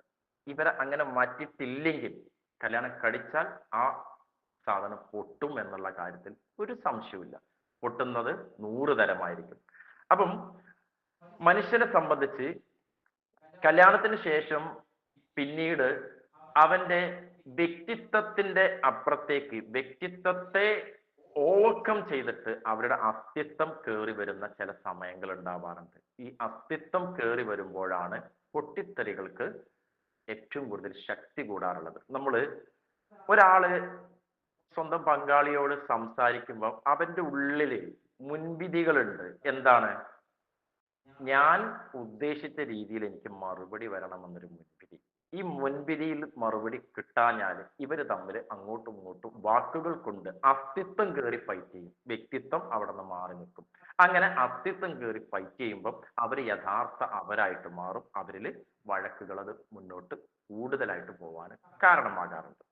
സ്ത്രീക്ക് പുരുഷനെയും പുരുഷന് സ്ത്രീയെയും മനസ്സിലാക്കാത്തിടത്തോളം തന്റെ വികാരങ്ങളെ പോലെ തന്നെ ഇപ്പുറത്തുള്ള ആള് തന്റെ ഇണയും ഇതേ ഇമോഷൻ ആണെന്ന് ധരിച്ചു വെക്കുന്നയിടത്താണ് തെറ്റുകൾ സംഭവിക്കാറുള്ളത്. ഇപ്പൊ ഉദാഹരണത്തിന് ചില ഭാര്യമാരിപ്പോ ഉദാഹരണത്തിന് ചിലപ്പം എവിടേക്കെങ്കിലും പോവട്ടെ എന്നൊക്കെ ചോദിക്കുന്ന ഘട്ടങ്ങൾ ഉണ്ടാവാറുണ്ട് അല്ലെ. ഉദാഹരണത്തിന് ഒരു ടൂറ് പോകാൻ സ്വന്തം മാതാപിതാക്കളുടെ കൂടെ, ഇപ്പൊ ഉദാഹരണത്തിന് ഒന്ന് കോഴിക്കോട് കടപ്പുറത്തേക്ക് പോവുകയാണ്. കോഴിക്കോട് കടപ്പുറത്തേക്ക് പോകുമ്പോൾ നമ്മുടെ ഭാര്യ അവരുടെ ഒരു മകളാണ് വിളിക്കുക. അവര് ടൂർ മോഡിലാണ് വിളിക്കുന്നത്. ഇവിടെ ഭാര്യയും ടൂർ മോഡിലേക്ക് വരിക. ഈ സമയത്ത് ഈ ഭർത്താവ് ഒരു ടൂർ മോഡിലല്ലെങ്കിൽ ആ സമയത്ത് ഒരു പക്ഷേ ഏതെങ്കിലും കാരണങ്ങൾ കൊണ്ട് നോ പറയുമ്പോൾ ഇവിടെ അത് അക്സെപ്റ്റബിൾ ആയിട്ട് മാറൂല. ഇവിടെ എന്താവും? ഈ ഭാര്യയുടെ അസ്തിത്വം കയറി വരും. അസ്തിത്വം കയറി വരുമ്പം ഇവിടെ ഭർത്താവ് ആദ്യം പറഞ്ഞിരുന്നത് വ്യക്തിത്വത്തിൽ നിന്നായിരുന്നു. ഇവിടെ അസ്തിത്വം കയറി വരുമ്പോൾ ഭർത്താവിന്റെയും അസ്തിത്വം ഉയരും. അപ്പൊ അവിടെ എന്താവും? അവര് തമ്മിൽ അത് വഴക്കിലേക്ക് കലാശിക്കാറുണ്ട്. ഇങ്ങനെയാണ് പലപ്പോഴും സംസാരങ്ങളിൽ നിന്നാണ് പലപ്പോഴും വഴക്കുകൾക്ക് തുടക്കം കുറിക്കാറുള്ളത്. മനുഷ്യന്മാർക്ക് സംസാരിക്കാൻ അറിയില്ല. അവൻക്ക് അറിയുന്നത് പോലെ സംസാരിക്കാൻ അറിയുള്ളൂ. തൊട്ട് മുന്നിലുള്ള ആ ഒരു സിസ്റ്റത്തോട്, ഒരു സംവിധാനം, ഇതൊരു സിസ്റ്റമാണ്, ഒരു സംവിധാനമാണിത്. നമ്മുടെ ഏറ്റവും ചെറിയ പഞ്ചായത്തിനേക്കാളും ചെറിയൊരു സംവിധാനം ഉള്ള ഒരു സാധനമാണ് കുടുംബം എന്നുള്ളത്. അതിനോട് സംസാരിക്കാൻ അറിയില്ല. സംസാരിക്കാൻ അറിയാത്തതിന്റെ പ്രശ്നം കൊണ്ടാണ് പലപ്പോഴും ഈ പ്രശ്നങ്ങൾ തുടങ്ങാറുള്ളത്. നമ്മളുടെ സംസാരത്തിൽ നമ്മൾ പരിശോധിച്ചു കഴിഞ്ഞാൽ 5-10% മാത്രമേ ഉണ്ടാവുള്ളൂ വിഷയം കൊണ്ട്, ആ വിഷയം കൊണ്ട് ആ പ്രശ്നം നമ്മളെ ബാധിച്ചിട്ടുള്ളത്. ബാക്കി 90% ആ സാധനം അവതരിപ്പിച്ച രീതിയിൽ നിന്നാണ് അവിടെ പ്രശ്നങ്ങൾ ഉണ്ടായത്. എന്ന് വെച്ചാൽ നമ്മുടെ മുഖഭാവം, നേരത്തെ പറഞ്ഞ സ്വഭാവം, നേരത്തെ പറഞ്ഞില്ല സ്വന്തം ഭാവം അല്ലെ. ഈ സ്വഭാവം, സ്വന്തത്തിന്റെ ഭാവം പ്രകടമാകുന്ന ഒരു ഏരിയയാണ് നമ്മുടെ മുഖം. ഈ മുഖത്തിലൂടെ നമ്മൾ പലപ്പോഴും ചില സൈലൻസുകൾ വഴക്കുകൾക്ക് തുടക്കം കുറിക്കാറുണ്ട്. സ്ത്രീകൾ വഴക്കൊക്കെ ഇട്ടിട്ട് പോയി കഴിഞ്ഞാല് തിരിച്ച് പുരുഷൻ വരുമ്പോൾ പുരുഷൻ ആ സാധനം മുഴുവനും അവിടെ ഇട്ടിട്ടുണ്ടാവും, കളഞ്ഞിട്ടുണ്ടാവും. അവരവിടെ കളഞ്ഞിട്ടുണ്ടാവും. പുരുഷനെ ശരിക്കും പറയാറുള്ളത് ഒരു സ്ക്വയറിനകത്ത് പോലെയാണ് ഉപമിക്കാറുള്ളത്. ഈ സ്ക്വയറിനകത്ത് പിന്നെ എന്തെങ്കിലും പ്രശ്നം ഉണ്ടെങ്കിൽ ആ മൂലക്കിലും ഈ മൂലയിലും അപ്പുറത്തിപ്പുറത്തൊക്കെ ഇട്ടിട്ട് പോകും. സ്ത്രീകൾ അങ്ങനെയല്ല, ഒരു റൗണ്ടിനകത്ത, ഒരു സർക്കിളിലാണ്. പ്രശ്നം ഉണ്ടെങ്കിൽ എങ്ങനെ ഇട്ടാലും കറങ്ങി തിരിഞ്ഞ് അവിടെ തന്നെ കടന്നുകൊണ്ടിരിക്കും. അപ്പൊ അത് പെട്ടെന്ന് പോകില്ല. പുരുഷൻ കയറി വരുമ്പോഴും ഈ സ്വഭാവം, മുഖഭാവം ഇങ്ങനെ ഇരിക്കുന്നുണ്ടാവും. പുരുഷൻ ഇത് വിട്ടിട്ടുണ്ടാവും. പുരുഷൻ വേറെ ഒരു മോഡിലാണ് വരുന്നത്. വേറെ മോഡിൽ വരുമ്പോൾ പുരുഷൻ വാതിൽ തുറന്ന് ഭാര്യയുടെ ഒന്നും പറയണ്ട സൈലൻസിൽ വടക്കുണ്ടാവും. ഇതുവരെ നിന്റെ കണ്ണും പോറും തെളിഞ്ഞില്ലേ എന്ന് ചോദിച്ചിട്ട്. അപ്പൊ പുരുഷൻ എന്താവും? അവിടെ അസ്തിത്വത്തിലേക്ക് കയറും. ഭാര്യ ഓൾറെഡി നിൽക്കുന്നത് അസ്തിത്വത്തിലാണ്, അവിടെ വ്യക്തിത്വം മാറിപ്പോയിട്ടുണ്ട്. സംസാരങ്ങൾ മനോഹരമായി സംസാരിക്കാൻ കഴിയണമെങ്കിൽ ഫസ്റ്റ്ലി ബി എ ലിസണർ, നല്ലൊരു കേൾവിക്കാരനായിട്ട് വിവാഹ ബന്ധത്തിൽ മാറുന്നില്ല എന്നതാണ് യഥാർത്ഥ പ്രശ്നം. ഇമോഷനുകളെ, സങ്കടം വന്നാൽ പുരുഷന്മാര് ഭർത്താക്കന്മാര് ചെയ്യാറുള്ളത്, സങ്കടം വന്നാൽ എവിടെയെങ്കിലും പോയിട്ട് ഒറ്റയ്ക്ക് ഇങ്ങനെ ഇരിക്കണം. ഒറ്റയ്ക്ക് ഇരിക്കുക എന്ന് വെച്ചാല് അവർ ഹീല് ചെയ്യപ്പെടുന്നുണ്ട്, അവിടെ സൊല്യൂഷനുകൾ അവർക്ക് ഉണ്ടായിക്കൊണ്ടിരിക്കുന്നുണ്ട്.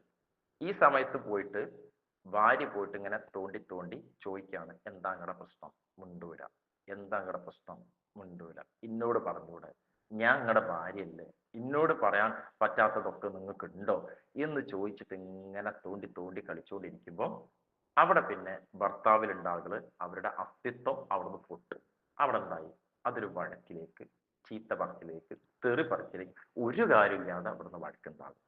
ഇതേപോലെ സ്ത്രീകൾക്കൊരു സങ്കടം ഉണ്ടായാൽ സ്ത്രീകള് ചറ പറ പറഞ്ഞുകൊണ്ടിരിക്കും. ചറ പറ എന്തൊക്കെ പറയുന്നത് എന്നറിയില്ല. ഇവർക്ക് ഇങ്ങനെ പറഞ്ഞാലാണ് ഇത് എക്സ്പ്രസീവായിട്ട് ഇവരിൽ നിന്ന് പോകുള്ളൂ. ഇപ്പുറത്തെ ഒരാള് നല്ലൊരു കേൾവിക്കാരനായിട്ട് അവിടെ നിൽക്കേണ്ടതുണ്ട്. അതാണ് നല്ലൊരു ലിസണറായിട്ട് മാറാൻ പറ്റണം എന്നുള്ളത്. ഈ ചറപറ പറഞ്ഞുകൊണ്ടിരിക്കുന്ന സ്ത്രീകള് അവസാനം അതിന്റെ സൊല്യൂഷനും അവര് തന്നെ പറയും. ഭർത്താക്കന്മാർ വിചാരിക്കും പിന്നെ ഇപ്പൊ എന്തിനാ ഞാൻ അത് കേട്ടത് എന്നുള്ളത്. കാരണം അവർക്ക് അങ്ങനെ പറഞ്ഞ് അതിന്റെ സൊല്യൂഷൻ അവരെ കയ്യിലുണ്ട്. അങ്ങനെ പറഞ്ഞ ആ സൊല്യൂഷനെ ചൂസ് ചെയ്യുമ്പോഴാണ് അവരെന്ന അസ്തിത്വം അവിടെ സാറ്റിസ്ഫാക്ഷൻ അനുഭവിക്കുന്നുള്ളൂ. മറ്റത് വ്യക്തിത്വത്തിലേക്ക് മാത്രമേ കിട്ടത്തുള്ളൂ. ഇങ്ങനെ അസ്തിത്വത്തെ സന്തോഷപ്പെടുത്താൻ ശ്രമിക്കുന്ന ഘട്ടങ്ങളിലാണ് കോൺഫ്ലിക്റ്റുകൾ പലപ്പോഴും ദാമ്പത്യ ജീവിതത്തിൽ ഉണ്ടാവാറുള്ളത്. ഇത് പലപ്പോഴും മുൻവിധികളിൽ നിന്നാണ് തുടക്കം. മുൻവിധികളും പ്രതീക്ഷകളും രണ്ടും രണ്ടാണ്. പ്രതീക്ഷകളോടെ വിവാഹ ജീവിതത്തിലേക്ക് കാലെടുത്ത് വെക്കുന്ന ആളുകളെ കുറിച്ചല്ല ഈ പറയുന്നത്. പ്രതീക്ഷകള് നമ്മളിൽ വന്നിട്ടില്ലെങ്കിലും നമ്മളവിടെ ഓക്കെ ഫീൽ ഇരിക്കാൻ ആഗ്രഹിക്കും. പക്ഷേ മുൻവിധികൾ നമുക്ക് കിട്ടിയിട്ടില്ലെങ്കിൽ അതിനു വേണ്ടി നമ്മൾ തർക്കിച്ചു കൊണ്ടിരിക്കും. നേരത്തെ പറഞ്ഞ സ്വഭാവത്തിലുള്ള തർക്കിച്ചു കൊണ്ടിരിക്കുന്ന ഭാര്യമാര് എന്ന് വെച്ചാൽ സ്നേഹത്തിന് വേണ്ടി തർക്കിക്കുക. എന്നെ പരിഗണിക്കുന്നില്ല, എന്നെ സ്നേഹിക്കുന്നില്ല, എന്നെ കേൾക്കുന്നില്ല, മറ്റുള്ളവർക്ക് ഇമ്പോർട്ടൻസ് ആണ്, അവർക്കാണ് പ്രാധാന്യം എന്ന് പറഞ്ഞ് തർക്കിച്ചു കൊണ്ടിരിക്കുന്ന ഈ ഭാര്യമാരില് അവര് പോലും അറിയാതെ അവരുടെ ബ്രെയിനിനകത്ത്, ഉപബോധ മനസ്സിനകത്ത് ഒരു മൈൻഡ് സെറ്റ് രൂപപ്പെടുകയാണ്. യാചിച്ചു കൊണ്ടിരിക്കുന്നവളുടെ മൈൻഡ് സെറ്റ്. ഈ യാചകയുടെ മൈൻഡ് സെറ്റ് രൂപപ്പെടുമ്പോൾ അവരുടെ ജീവിതത്തിൽ എല്ലായിടത്തും ഞാൻ എന്ന വ്യക്തി ഇതൊക്കെ ഇങ്ങനെ വാങ്ങാൻ തർക്കിച്ചു കൊണ്ടിരിക്കുന്ന, എന്ന് വെച്ചാല് ഒരു എരന്ന് വാങ്ങുന്നത് പോലെ, ആനുകൂല്യം പറ്റുന്നത് പോലെയുള്ള ഒരു വ്യക്തിത്വം അവിടെ രൂപപ്പെടുന്നു. അത് അവരുടെ അസ്തിത്വത്തിലേക്ക് വീണ്ടും കണക്ട് ചെയ്യപ്പെടും. അപ്പൊ അവരുടെ അസ്തിത്വം എന്നത് ഇതിലേക്കായി മാറും. അവരെന്ന വ്യക്തിയെ അവർ പിന്നീട് മേക്കപ്പ് ചെയ്ത് പോളിഷ് ചെയ്ത് കൊണ്ടുപോകും. അപ്പം ഈ ഇതുപോലെ തർക്കിക്കുന്ന ആളുകളുടെ ഈ ഒരു അസ്തിത്വം ഇടയിൽ കയറിയിട്ട് വീണ്ടും കയറി വരും. അവിടെ അത് പ്രശ്നങ്ങൾ ഉണ്ടാക്കും.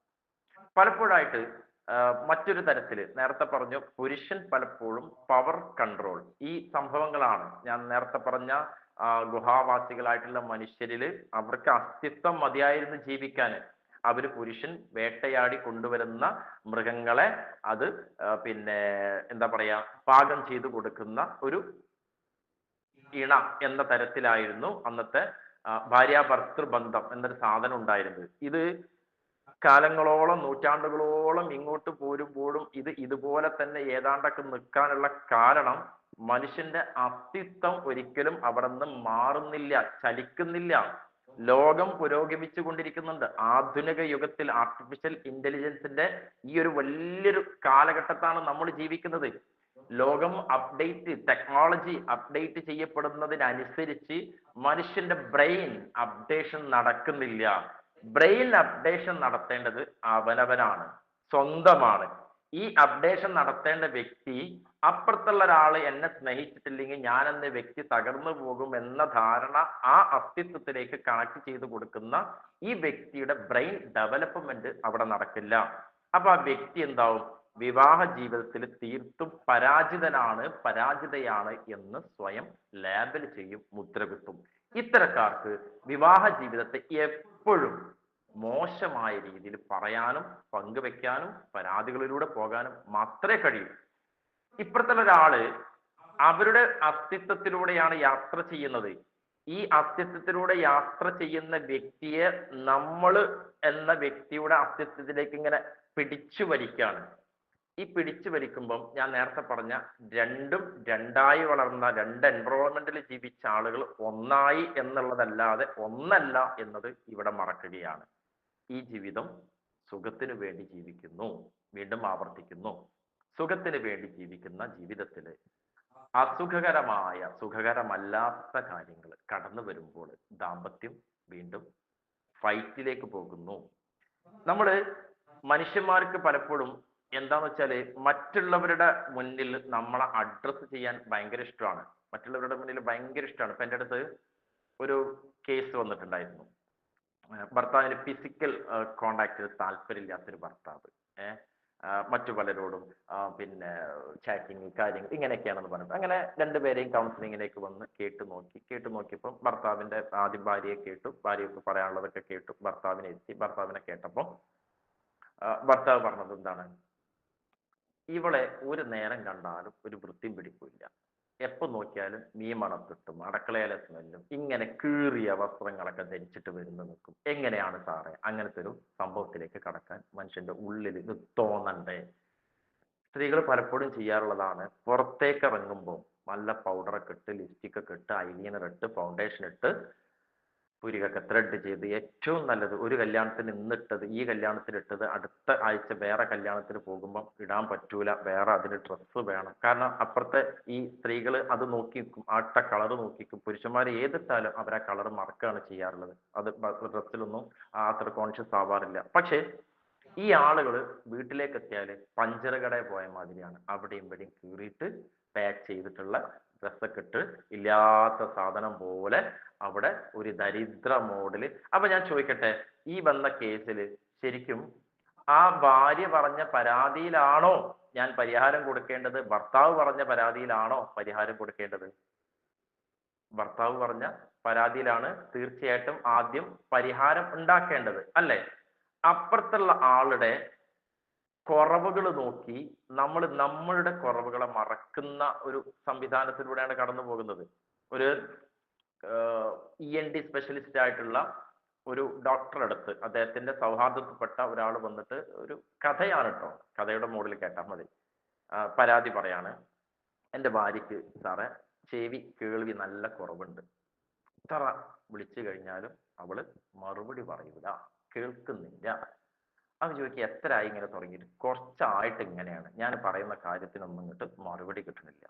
അപ്പൊ പറഞ്ഞ ഒരു കാര്യം ചെയ്യും, പോയിട്ടൊന്ന് ഞാൻ പറഞ്ഞതുപോലെ പരീക്ഷിക്കുക. ആദ്യം ഏകദേശം ഒരു 10-20 മീറ്ററിന്റെ, ഒരു 10-30 മീറ്ററിന്റെ ഉള്ളില് ദൂരത്ത് നിന്നിട്ട് നീ ഒരു കാര്യം ചോദിക്കുക. അതിലും കേട്ടിട്ടില്ലെങ്കിൽ ഒരു കുറച്ചും കൂടി ഒരു 20 മീറ്റർ അടുത്തേക്ക്, അതും കേട്ടിട്ടില്ലെങ്കിൽ 10 മീറ്റർ, ഇങ്ങനെ എത്ര മീറ്ററിന്റെ ഉള്ളിലാണ് നിനക്ക് ഈ ഭാര്യയ്ക്ക് കേൾവി അറിയുന്നത് എന്നൊന്ന് അറിഞ്ഞു വെച്ചാൽ നമുക്ക് അറിയാൻ പറ്റും ആ കേൾവി ശക്തിയുടെ ബുദ്ധിമുട്ട് എത്രത്തോളാണ് ഉള്ളത് എന്നുള്ളതൊക്കെ. അങ്ങനെ ഇയാൾ എന്ത് ചെയ്തു, വീട്ടിലേക്ക് വരികയാണ്. വീട്ടിലേക്ക് വരുമ്പോൾ ഗേറ്റ് തുറക്കുന്നുണ്ട്.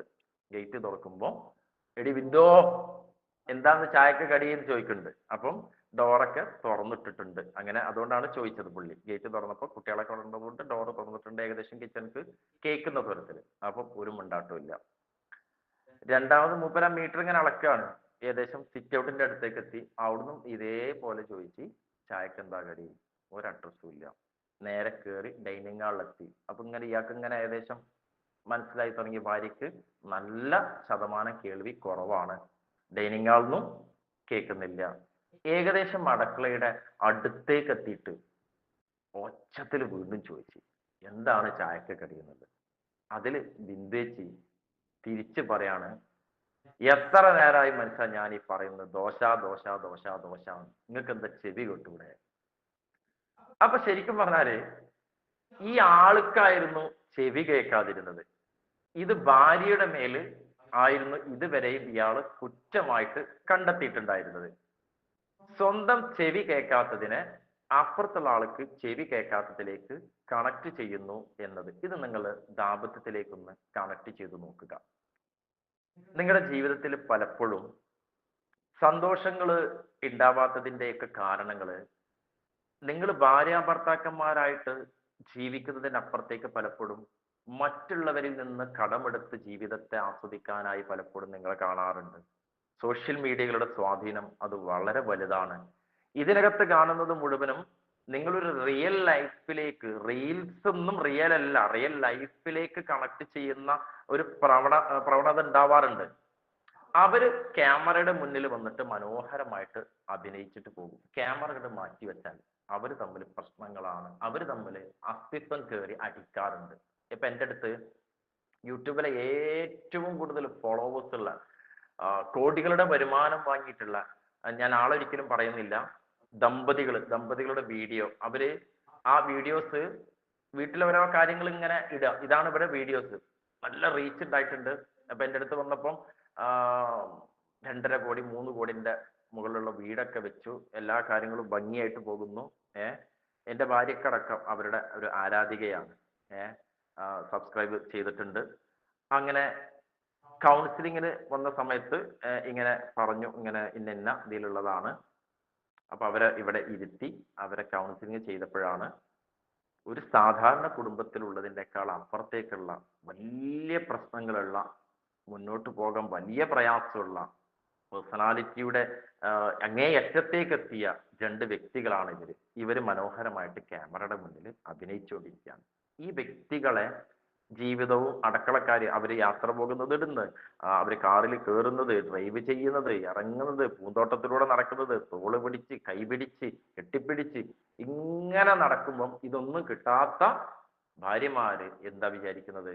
എനിക്ക് മാത്രം എൻ്റെ ലൈഫിൽ ഒരുപാട് നഷ്ടങ്ങളിലൂടെയാണ് കടന്നു പോകുന്നത്, ഞാൻ സന്തുഷ്ടയല്ല. ആ ആളുകളും സന്തോഷത്തിലല്ല എന്ന വലിയൊരു സത്യം അവിടെ തിരിച്ചറിയാതെ പോകുന്നു. ഇത് ജീവിതത്തെ കാണുന്ന കാഴ്ചപ്പാടില് വലിയ പ്രശ്നം ഉണ്ടാക്കാറുണ്ട്, ജീവിതം മുന്നോട്ട് കൊണ്ടുപോകാൻ തടസ്സങ്ങളാവാറുണ്ട്.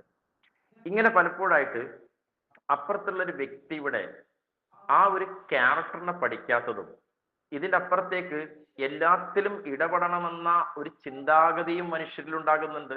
അങ്ങനെയാണല്ലോ മനുഷ്യന്മാര് പലപ്പോഴും ഈ പറയാറുണ്ട്, ഈ ഫോണുകളുടെ ഈ ഒരു സംഭവം വലിയ പ്രശ്നങ്ങളാണ്. സമീപകാലത്ത് ചാറ്റുകളും കോളുകളും എന്നൊക്കെ പറഞ്ഞ് ഈ ഫോണുകൾ പരിശോധിക്കാനായി ഇറങ്ങുമ്പോഴാണ് പലപ്പോഴായിട്ട് ഇങ്ങനത്തെ പ്രശ്നങ്ങൾ ഉണ്ടാവാറുള്ളത്. ഇത് എന്തെങ്കിലും കാണുകയോ പിടിക്കുകയോ ചെയ്യുമ്പോൾ പിന്നീട് അങ്ങോട്ട് പ്രശ്നങ്ങളുടെ ഒരു പരമ്പരയായിരിക്കും. ആ പരമ്പര മുമ്പ് എപ്പോഴൊക്കെയോ കഴിഞ്ഞു പോയ പലതിലേക്കും കണക്ട് ചെയ്തിട്ട് അത് ജീവിതത്തെ പിന്നീട് ഒരിക്കലും സന്തോഷവും സമാധാനവും ഇല്ലാത്തതിലേക്ക് കൊണ്ടുപോകാൻ കാരണമാകാറുണ്ട്. അപ്പം നേരത്തെ പറഞ്ഞ ആ ഒരു ഭർത്തൃ ഭാര്യ സ്വഭാവങ്ങളിൽ എല്ലാത്തിലും ഇടപെടുന്ന ആളുകൾ, എല്ലാത്തിലും കയറിയിട്ട് അങ്ങോട്ടും ഇങ്ങോട്ടും അറിയണമെന്ന നിർബന്ധ ബുദ്ധിയുള്ളവര്, പിന്നെ പരാതികൾ പറഞ്ഞുകൊണ്ടിരിക്കുന്നവര്, എന്നെ സ്നേഹിക്കുന്നില്ല, എന്നെ പരിഗണിക്കുന്നില്ല, ഇവരൊരു ആങ്സൈറ്റി മോഡിലായിരിക്കും പലപ്പോഴും ഉണ്ടാകാറുള്ളത്.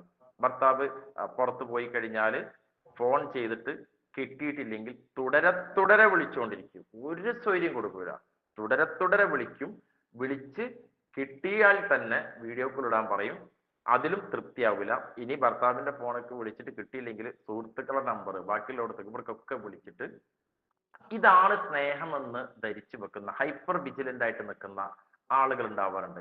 ഇവിടെ 2 തരത്തിലാണ് പേഴ്സണാലിറ്റിയിൽ സംഭവിക്കുന്നത്. ഈ ഭർത്താവിനെ വിളിച്ചിട്ട് കിട്ടിയിട്ടില്ലെങ്കിൽ ഇവർക്ക് കോർട്ടിസോൾ, അഡ്രിനാൽ, നോർ അഡ്രിനാൽ തുടങ്ങിയിട്ടുള്ള ഹോർമോണുകളൊക്കെ റിലീസ് ചെയ്ത് ഇവരിൽ ആങ്സൈറ്റി ഉണ്ടാവുകയാണ്. അപ്പുറത്തുള്ള ഭർത്താവ് ഈ ഫോൺ എടുത്തിട്ട് ഭാര്യക്ക് ഒരൊറ്റ മറുപടി കൊടുത്താൽ ഈ ഭാര്യ സംതൃപ്തിയാവൂല. നിങ്ങൾ എവിടെയാണ്? ഞാൻ കൂൾ ബാറിൽ ആരൊക്കെയാ ഉള്ളത്, എപ്പോഴാ കയറിയത്, വേറെ ആരാ ഉള്ളത്, എത്ര നേരമായി കയറിയിട്ട്, ഇങ്ങനെ തുടരെ ചോദ്യങ്ങൾ ചോദിച്ചുകൊണ്ടിരിക്കുമ്പോൾ ഇവിടെ ഭർത്താവിന് എന്ത് ചെയ്യും? ആങ്സൈറ്റി ഉണ്ടാകുന്നു. അങ്ങനെ ഈ വൈഫ് എന്നുള്ള കോള് കാണുമ്പോൾ തന്നെ അപ്പുറത്തുള്ള ആള് ചിലപ്പോൾ ഓഫ് ചെയ്തു പോകാൻ കാരണമാകും, അല്ലെങ്കിൽ ആ നേരം ഫോണ് എടുക്കൂല, കട്ട് ചെയ്യും. അപ്പൊ ഇവിടെ 2 പേഴ്സണാലിറ്റികൾ തമ്മിലാണ് അവിടെ ഏറ്റുമുട്ടലുകൾ നടന്നത്. പിന്നെ ആ ഭർത്താവ് എങ്ങാനും വീട്ടിലേക്ക് വന്നിട്ടുണ്ടെങ്കിൽ പിന്നെ കാര്യം നോക്കും വേണ്ടിയില്ല, അന്നത്തെ ദിവസം കട്ടപ്പുകയായിരിക്കും. ഈ ഹൈപ്പർ വിജിലന്റ് ആയിട്ട് ബ്രെയിനിനകത്ത് ഇവരുടെ ഇമോഷനുകൾ റെഗുലേറ്റ് ചെയ്യപ്പെടുന്നുണ്ട്. ഇവരറിയാതെ പലപ്പോഴും ഇവരിലെ ഈ അസ്തിത്വം കയറിവരാണ്. ഇത് ഇവരുടെ ചെറുപ്പം മുതലേ ശീലിച്ചിട്ടുള്ള ഒരു ക്യാരക്ടറാണ്. ഇവരെ ഏറ്റവും കൂടുതൽ സ്നേഹിക്കാനൊക്കെ ഒരുപാട് നല്ല മുൻപന്തിയിലുള്ള ആളുകളായിരിക്കും പക്ഷേ ഒരു കാര്യം അവർക്ക് ആ സമയത്ത് നടന്നിട്ടില്ലെങ്കിൽ അകാരണമായിട്ട് ഇമോഷൻ ആകും, പൊട്ടിത്തെറിക്കും, വാശി കാണിക്കും. ഇങ്ങനെ ഒരു പേഴ്സണാലിറ്റി തന്നെ ഉണ്ട്, കേട്ടിട്ടുണ്ടാകും, ബോർഡർ ലൈൻ പേഴ്സണാലിറ്റി ഡിസോർഡർ. പുരുഷന്മാരിൽ നാർസിസം ചർച്ച ചെയ്യപ്പെടുന്നത് പോലെ ഏറ്റവും ഗൗരവപരമായിട്ട് ചർച്ച ചെയ്യേണ്ട ഒന്നാണ് ബോർഡർ ലൈൻ പേഴ്സണാലിറ്റി ഡിസോർഡർ. എന്ന് വെച്ചാൽ ഞാൻ നേരത്തെ പറഞ്ഞ ഗണങ്ങളിലേക്കൊക്കെ അത് ഉൾപ്പെടും. എൻ്റെ ഭർത്താവ് എന്നെ മാത്രം സ്നേഹിക്കാൻ പാടുള്ളൂ, ബാക്കിയുള്ള ആളുകൾ ആരെയും സ്നേഹിക്കാൻ പാടില്ല, എന്നെ എപ്പോഴും തഴുകി തലോടി എനിക്ക് അറ്റൻഷൻ തന്നുകൊണ്ടിരിക്കണം. ഇവർക്ക് ഇങ്ങനെ കടപ്പുറത്ത് കൂടെ ഒക്കെ കൈയൊക്കെ പിടിച്ച് ഇങ്ങനെ നടക്കാൻ ഭയങ്കര ഇഷ്ടമായിരിക്കും. അതേപോലെ റൊമാൻസ് ഇങ്ങനെ കാണിച്ചുകൊണ്ടിരിക്കണം, ഇവരിൽ എപ്പോഴും ഫോക്കസ് ആയിക്കൊണ്ടിരിക്കണം. ഇതൊക്കെ ചിലപ്പോൾ ഒന്ന് ചെറുതായിട്ടൊന്ന് തെറ്റിക്കഴിഞ്ഞാൽ ആ സമയത്ത് പ്രതികരിക്കും, പൊട്ടിത്തെറിക്കും, തെറിവാക്കുകൾ പറയും. പിന്നെ ഈ ഭർത്താവിനെ എടങ്ങാറാക്കുന്ന തരത്തിൽ കേസ് കൊടുക്കും, അങ്ങോട്ടാക്കും ഇങ്ങോട്ടാക്കും, ഡിവോഴ്സ് ചെയ്യും എന്നൊക്കെ പറഞ്ഞ് എപ്പോഴും പേടിപ്പിച്ചുകൊണ്ടിരിക്കുന്ന ഒരു പേഴ്സണാലിറ്റിയാണ് ഈ ബോർഡർ ലൈൻ പേഴ്സൺ. ഇതൊക്കെ നമുക്ക് ഒരു ക്ലാസ് തന്നെ കൊടുത്തിട്ട് ക്ലാസ്സിലൂടെ തന്നെ ചർച്ച ചെയ്യാൻ പറ്റിയ ഒന്നാണ്, നാർസിസം ഒക്കെ ചർച്ച ചെയ്തതുപോലെ. പിന്നെ ചില ഭർത്താക്കന്മാരുണ്ടാവാറുണ്ട്, എല്ലാത്തിനും സംശയദൃഷ്ടിയോടെ കാണും, എല്ലാ കാര്യം സംശയം.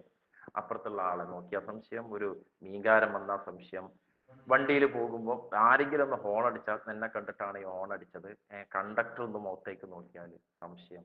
ഇവരുടെ കൂടെ ജീവിക്കാൻ കഴിയില്ല. ഈ രണ്ട് കൂട്ടരുടെ കൂടെ, അതായത് ഇത് പാരനോയിഡ് പേഴ്സണാലിറ്റിയുള്ള ഡിസോർഡറുള്ള ആളുകളിലാണ്. ഈ ആളുകളുടെ കൂടെ ഒരു പങ്കാളിക്ക് ജീവിക്കാൻ കഴിയില്ല. ഞാൻ പറഞ്ഞു കൊണ്ടുവരുന്നത്, നിങ്ങളുടെ ദാമ്പത്യ ജീവിതത്തിൽ ഇണകളുടെ സ്വഭാവത്തെ നിങ്ങൾക്ക് പഠിക്കാൻ കഴിയണം.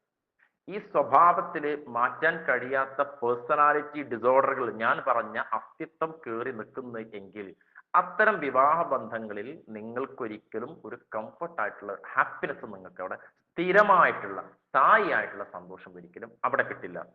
ആ വ്യക്തിത്വം പരിശോധിക്കുന്നതോടൊപ്പം സ്വന്തം വ്യക്തിത്വത്തെയും നമ്മൾ തിരിച്ചറിയേണ്ടതുണ്ട്. ഞാൻ എന്ന വ്യക്തി ഏത് കാറ്റഗറിയിലാണ് എൻ്റെ അസ്തിത്വം ഉണ്ടായിരുന്നത്?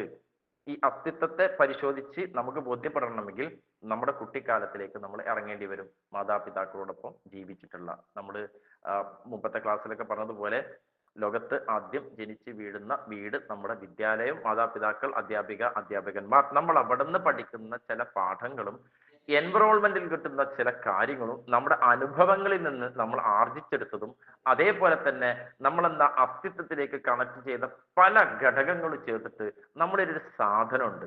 ഈ സാധനം എന്താണെന്നുള്ളത് നമ്മൾ പഠിക്കണം. ആദ്യം നമ്മൾ ആരാണെന്നുള്ള തിരിച്ചറിവിൽ നിന്നാണ് ദാമ്പത്യത്തിന്റെ ന്യൂനതകൾ എന്താന്നുള്ള തിരിച്ചറിവുകളിലേക്ക്, അറിവിലേക്ക് തപ്പിപ്പോകാൻ പാടുള്ളൂ. ഈ തിരിച്ചറിവ് ആദ്യം ഉണ്ടാകണമെങ്കിൽ നമ്മൾ പലപ്പോഴും സ്നേഹിക്കുന്നില്ല എന്നൊക്കെ പറയുന്നതിനടുത്ത് നിങ്ങൾ ആദ്യം നിങ്ങളെ സ്നേഹിക്കാത്തവരായതുകൊണ്ടാണ് ഈ പരാതികൾ അവിടെ ഡൊമിനേറ്റ് ചെയ്ത് വരാറുള്ളത്. സ്വന്തം വ്യക്തിത്വത്തെ നമ്മൾ സ്നേഹിക്കുകയും പരിഗണിക്കുകയും ആദരിക്കുകയും ബഹുമാനിക്കുകയും ഒക്കെ ചെയ്യണം. ഇത് ചെയ്യുമ്പോഴാണ് നമ്മൾ ആ ഒരു ഇമോഷനെ എക്സ്പീരിയൻസ് ചെയ്യുക. നമ്മളതിനെ എക്സ്പീരിയൻസ് ചെയ്താൽ മാത്രമാണ് അപ്പുറത്തുനിന്ന് കിട്ടുമ്പോൾ നമുക്കത് ഉണ്ടോ എന്ന് തിരിച്ചറിയാൻ കഴിയുക. അതായത് നമ്മൾക്ക് സ്നേഹം, പരിഗണന, ലാളന ഇതൊന്നും കൊടുത്തിട്ടില്ലെങ്കിൽ, നമ്മൾ കൊടുക്കാത്തത് ഒരു കാരണവശാലും അപ്പുറത്തുള്ള ഒരാൾ നമുക്ക് തരൂല. ഇത് ജീവിതത്തിന്റെ ഇമ്പോർട്ടൻ്റ് ആയിട്ടുള്ള ഒരു മെത്തേഡായിട്ട്, ഒരു സിസ്റ്റമായിട്ട് നിങ്ങൾ നിങ്ങളുടെ ലൈഫിൽ കണക്ട് ചെയ്യേണ്ടതാണ്. പലരും ഇല്ലാത്ത ഒന്നാണ് സെൽഫ് വാല്യൂ. സ്വന്തത്തെ സ്നേഹിക്കാത്തവരാണ് ദാമ്പത്യത്തെ സ്നേഹിക്കാനായി ഇറങ്ങിത്തിരിക്കുക. എന്നിട്ട് പിന്നീട് ഇത് മാത്രമാണ് എൻ്റെ ലോകം എന്ന ഒരു തെറ്റായൊരു മെസ്സേജ് ബ്രെയിനിനകത്തേക്ക് കൊടുക്കും. ബ്രെയിനകത്തേക്ക് കൊടുക്കുന്നത് എവിടേക്കാണെന്നറിയോ? അതാണ് അപകടം. അവരുടെ വ്യക്തിത്വത്തിലേക്കല്ല, അവരുടെ അസ്തിത്വത്തിലേക്ക് കണക്ട് ചെയ്ത് കൊടുക്കും. ഞാൻ പറഞ്ഞ വ്യക്തിത്വം ആക്ട് ചെയ്യുന്നതാണ്. വ്യക്തിത്വം കുറെ ആക്ട് ചെയ്ത് വ്യക്തിത്വം മടുക്കുന്ന സമയം വരുന്ന ഒരു ഘട്ടമുണ്ട്. ആ ഘട്ടത്തിൽ അസ്തിത്വം കയറി വരും. അപ്പൊ എനിക്ക് സെൽഫ് വാല്യൂ ഇല്ല എന്നുള്ളത് അസ്തിത്വത്തിലേക്ക് കൊടുത്തിട്ടുണ്ടെങ്കിൽ പിന്നീടുള്ള ജീവിതത്തെ താറുമാറാക്കാൻ ആ അസ്തിത്വം നമുക്ക് പണിയായിട്ട്, ഒരു ആയുധമായിട്ട്, മൂർച്ചയുള്ള ഒരു ആയുധമായിട്ട് നമ്മുടെ തലക്ക് മുകളിൽ ഇങ്ങനെ നിൽക്കും. അപ്പൊ നമുക്ക് സ്വയം ജീവിക്കാൻ കഴിയാതെ വരും.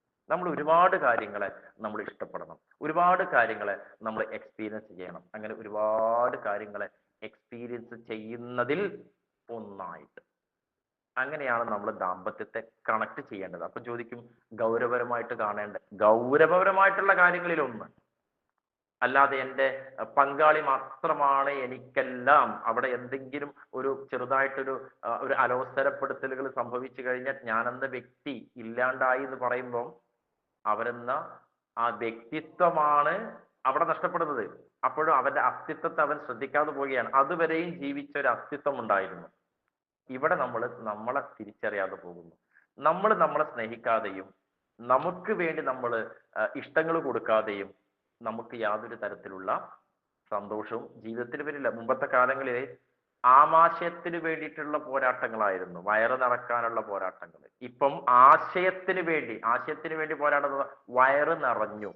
നമ്മുടെ വയറ് നിറഞ്ഞു കഴിഞ്ഞു എന്ന് വെച്ചാൽ നമുക്ക് ഒരുപാട് സൗകര്യങ്ങൾ കിട്ടിക്കൊണ്ടിങ്ങനെ ഇരിക്കുമ്പം നമ്മുടെ വയറിങ്ങനെ നിറഞ്ഞുകൊണ്ടിരിക്കുകയാണ്. പിന്നെ നമ്മൾ ആശയത്തിന് വേണ്ടിയിട്ടുള്ള പോരാട്ടങ്ങളാണ്. എന്ന് വെച്ചാൽ ചോയ്സുകൾ ഒരുപാട് കൂടിയപ്പം നമ്മളിൽ തർക്കങ്ങൾക്കത് കാരണമായി. ഈ ചോയ്സുകൾ ഇല്ലാതിരുന്ന കാലത്ത് നമുക്ക് തർക്കിക്കാനുള്ള സമയമില്ലായിരുന്നു.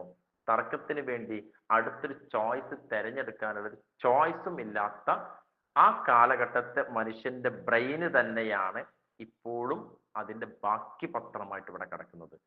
നേരത്തെ പറഞ്ഞതുപോലെ ടെക്നോളജിയാണ് അവിടെ പിന്നെ വളർന്നിട്ടുള്ളത്. മനുഷ്യന്റെ ബ്രെയിൻ ഒരിക്കലും അവിടെ വളർന്നിട്ടില്ല. ഇനി നമ്മൾ ദാമ്പത്യത്തിലെ ഈ ഞാൻ പറഞ്ഞ ഈ ദാമ്പത്യം പ്രശ്നങ്ങള് പരിഹാരങ്ങൾ എന്നൊക്കെ പറഞ്ഞാൽ ഒരുപാട് മണിക്കൂറുകൾ ടോപ്പിക്കായിട്ട് കൊണ്ടുപോകേണ്ട ഒന്നാണ്. ഇതിൽ നമുക്ക് ചിലപ്പോൾ നിങ്ങൾക്ക് ഇതിന്റെ ഈ പറഞ്ഞ വശങ്ങളിൽ എവിടെയൊക്കെ കിട്ടിയിട്ട് ഉള്ളത് പോലും ഇതിന്റെ ഞാൻ ഒരു ഫീഡ്ബാക്ക് ചോദിക്കുമ്പോഴായിരിക്കും അറിയാം. ഞാൻ സയന്റിഫിക്കലി ആയിട്ടുള്ള കുറച്ച് കാര്യങ്ങളാണ് കൂടുതലും പറയാൻ ആഗ്രഹിച്ചത് ഈ സമയം. എന്ന് വെച്ചാൽ ബ്രെയിൻ മെത്തേഡുകൾ. ബ്രെയിനിനെ പഠിക്കാതെ ഒരു മനുഷ്യന് ജീവിതം മുന്നോട്ട് പോയിട്ട് കാര്യമില്ല. എങ്ങനെ ഡ്രൈവ് ചെയ്യണം എന്നുള്ളത് നമ്മുടെ മുന്നിലുള്ള ആ വ്യക്തി ഏത് തരത്തിലുള്ള വ്യക്തിയാണോ അതിനനുസരിച്ചുള്ള സാധനം കൊടുക്കാൻ നമ്മൾ പഠിക്കുക എന്നുള്ളതാണ്.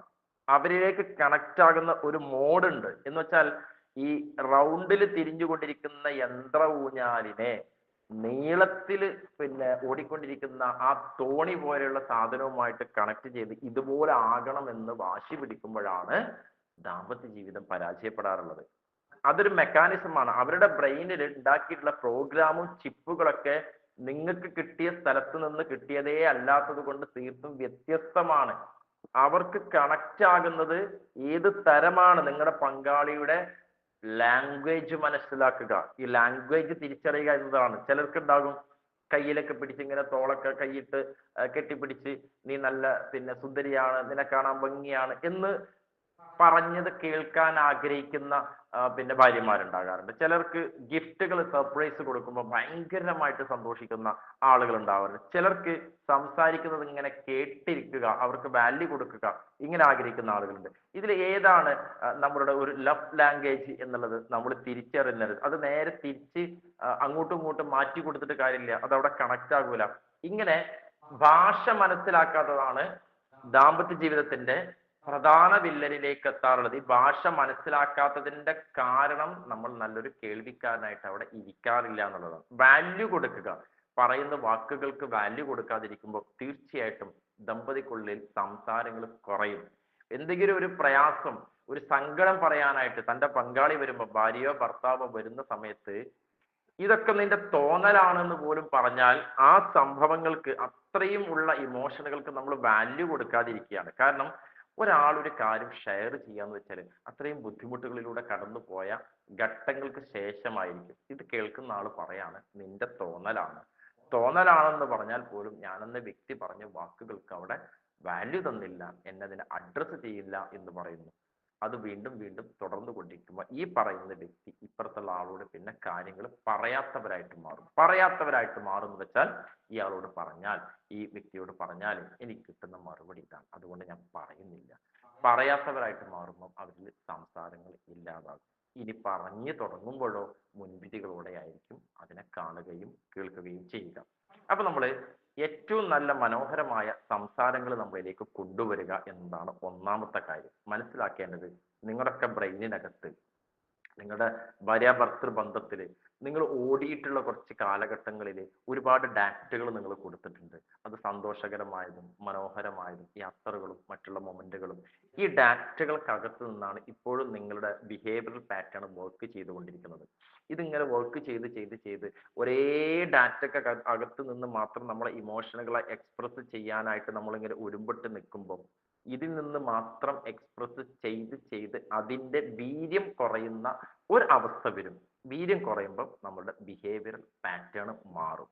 അതിന് നമ്മൾ ബ്രെയിനിനകത്ത് ഡാറ്റകൾ നിറയ്ക്കേണ്ടതുണ്ട്. പുതിയ ഡാറ്റകൾ, അനുഭവങ്ങളാകുന്ന ഡാറ്റകൾ, നല്ല സംസാരങ്ങളാകുന്ന ഡാറ്റകൾ, മനോഹരമായ ഒരു കേൾവിക്കാരനായിട്ടുള്ള ഡാറ്റകൾ, പരസ്പരം ബഹുമാനിക്കുന്ന തരത്തിലുള്ള ഡാറ്റകൾ, തമ്മിലുള്ള സംസാരങ്ങൾക്ക് റെസ്പെക്റ്റ് കൊടുക്കുന്ന ഡാറ്റകൾ. ഇത് കയറിയാലല്ലാതെ ദാമ്പത്യ ജീവിതം നിങ്ങൾക്ക് മുന്നോട്ട് കൊണ്ടുപോകാൻ കഴിയില്ല. പഴയ ഡാറ്റകൾ മാത്രമാണ് കിടക്കുന്നത്. നിങ്ങളുടെ ബ്രെയിനിൽ ഡാറ്റകൾ കയറ്റാനുള്ള ശ്രമങ്ങളാണ് നടത്തേണ്ടത്. അത് നടത്തണമെങ്കിൽ എൻ്റെ പങ്കാളിയിൽ ഏത് തരത്തിലുള്ള ഇൻപുട്ട് കൊടുത്താലാണ് കയറുക എന്ന ആ ലാംഗ്വേജ് മനസ്സിലാക്കണം. ചറപറ ഒരാൾ പറയാൻ നിൽക്കുക, അല്ലെങ്കിൽ പറയുന്നത് ഇടയിൽ കയറി സംസാരിക്കുക, മുൻവിധികളോട് കൂടി അതിനെ പെരുമാറുക. എന്തെങ്കിലും കുറ്റുണ്ടായാൽ പിന്നെ അത് മുഴുവൻ പങ്കാളിയുടെ മേൽ വെച്ച് കെട്ടുക. എന്തെങ്കിലും നന്മ ഉണ്ടായാൽ അത് സ്വയം ഏറ്റെടുക്കുക. അങ്ങനെ ചില ആളുകളുണ്ട്. കുട്ടികളുടെ എന്തെങ്കിലും നല്ല ശീലം കണ്ടാൽ പറയും, കണ്ടില്ലേ എൻ്റെ സ്വഭാവമാണത്. ചീത്ത ശീലം കണ്ടാൽ ആന്റി എൻ്റെ കൂട്ടക്കാരി സ്വഭാവമാണ് എന്ന് പറഞ്ഞിട്ട് അത് അവരിലേക്ക് നല്ലതിന്റെ ക്രെഡിറ്റ് അവനവൻ എടുക്കാൻ ശ്രമിക്കും. മറ്റുള്ളതിനെ ഇവിടെ ശരിക്കും പറഞ്ഞാല് നിങ്ങൾ ഒരു തരം ഒരു ഫൈറ്റിംഗ് മോഡ്, ഈ മോഡ് ക്രിയേറ്റ് ചെയ്യപ്പെടുന്നത് ബ്രെയിനിലാണ് കേട്ടോ. ഒരു ഫൈറ്റിംഗ് മോഡ് ക്രിയേറ്റ് ചെയ്യപ്പെടുന്നുണ്ട്, ഒരു ബ്ലെയിമിംഗ് മോഡ് ക്രിയേറ്റ് ചെയ്യപ്പെടുന്നു. നിങ്ങൾ ക്രിയേറ്റ് ചെയ്ത സംഭവങ്ങളൊന്നും അവിടുന്ന് പോകുന്നില്ല എന്നതാണ് രസം. നിങ്ങൾ കൊടുക്കുന്ന സകലതും നിങ്ങളുടെ ബ്രെയിനിനകത്ത് സേവ് ചെയ്യപ്പെടുക.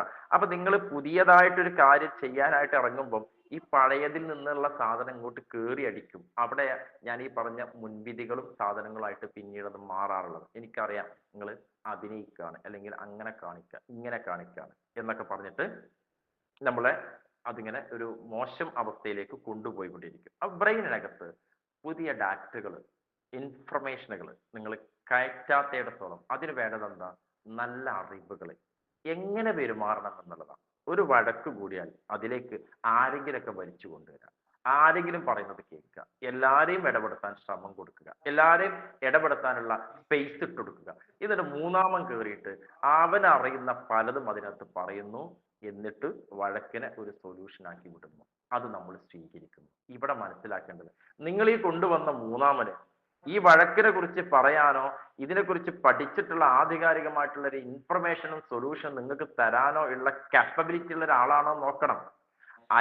അയാള് പഠിച്ച അറിവിൽ നിന്നുള്ള സൊല്യൂഷനാണ് നിങ്ങൾക്ക് തന്നത്. ഇത് നിങ്ങളുടെ ലൈഫിൽ നിങ്ങൾ ഇംപ്ലിമെന്റ് ചെയ്യുമ്പോൾ നിങ്ങൾക്കത് സക്സസ് ആവുമോ എന്നുള്ളത് അറിയണം. ഇതേ ആളോട് മറ്റൊരു ദമ്പതിയുടെ പ്രശ്നത്തിൽ ഇടപെടാൻ വന്നാലും അയാൾക്കും ഇതേ സാധനം അയാൾ കൊടുക്കും. എന്ന് വെച്ചാൽ സർക്കാർ ആശുപത്രിയിൽ മരുന്ന് കൊടുക്കുന്നത് പോലെ എന്നൊക്കെ നമ്മൾ പറയാറുണ്ട്. അതേ ടിന്നിൽ നിന്ന് എടുത്തിട്ട് എല്ലാവർക്കും കൊടുക്കുന്നത് പോലെ. പക്ഷെ അത് ജീവിതത്തിൽ ഒരിക്കലും അത് മനോഹരമായിട്ട് മുന്നോട്ട് പോകാൻ കഴിയാറില്ല. ഇവിടെയാണ് നിങ്ങൾ ഒരു പ്രൊഫഷണൽ സപ്പോർട്ട് എടുക്കുക എന്നുള്ളതിന്റെ ഒരു ഇമ്പോർട്ടൻസ്.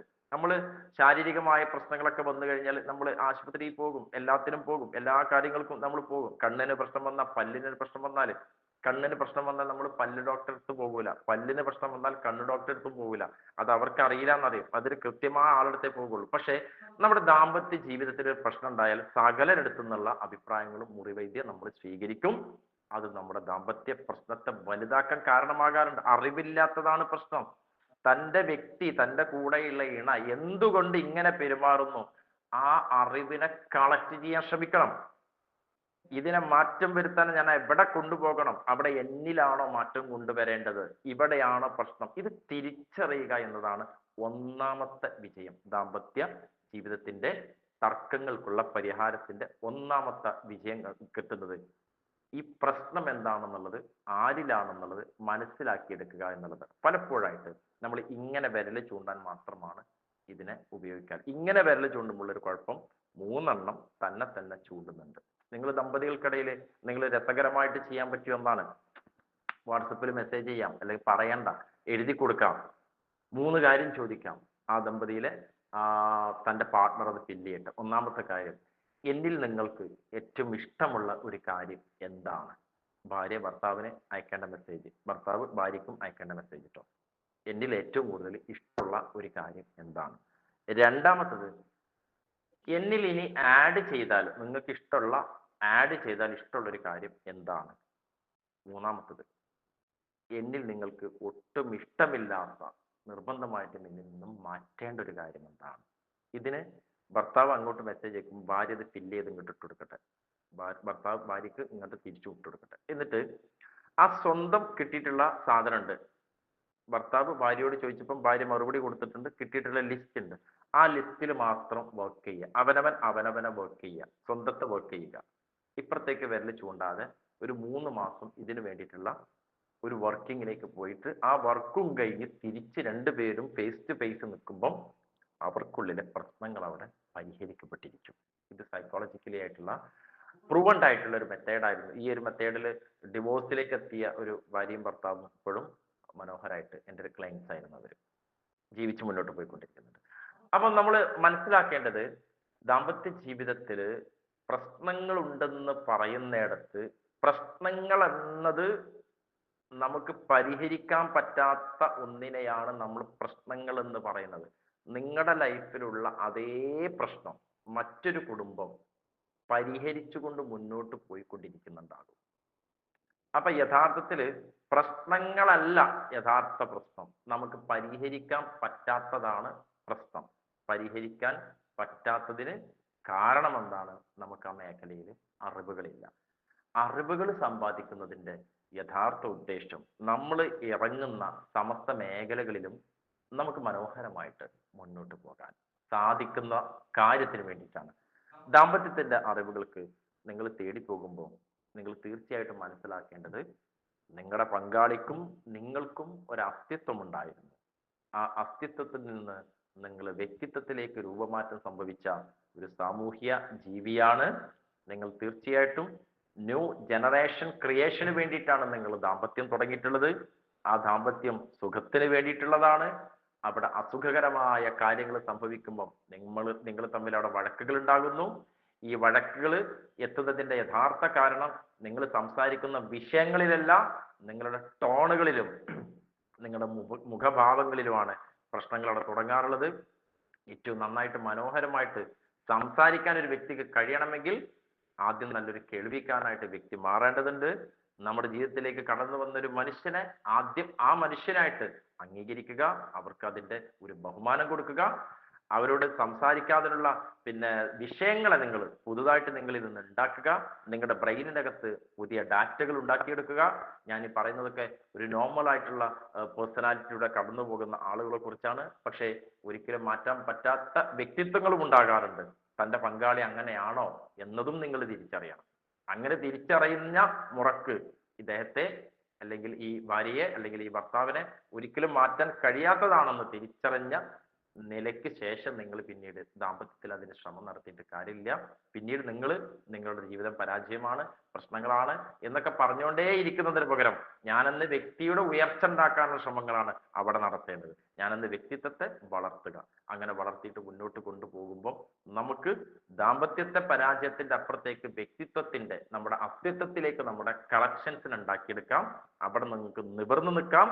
ചില ബന്ധങ്ങളൊക്കെ ഞാൻ പറയാറുണ്ട്, കൂടിച്ചേരുന്ന സന്തോഷം പോലെ തന്നെ ചില ബന്ധങ്ങൾക്ക് വേർപിരിയലിലും ഉണ്ടാകാറുണ്ട് ചില സന്തോഷങ്ങൾ. അവിടെ നിങ്ങളുടെ അസ്തിത്വം നിങ്ങൾക്ക് കൃത്യമായിട്ട് അടയാളപ്പെടുത്തി സന്തോഷത്തോടെ ജീവിക്കാൻ കഴിയും.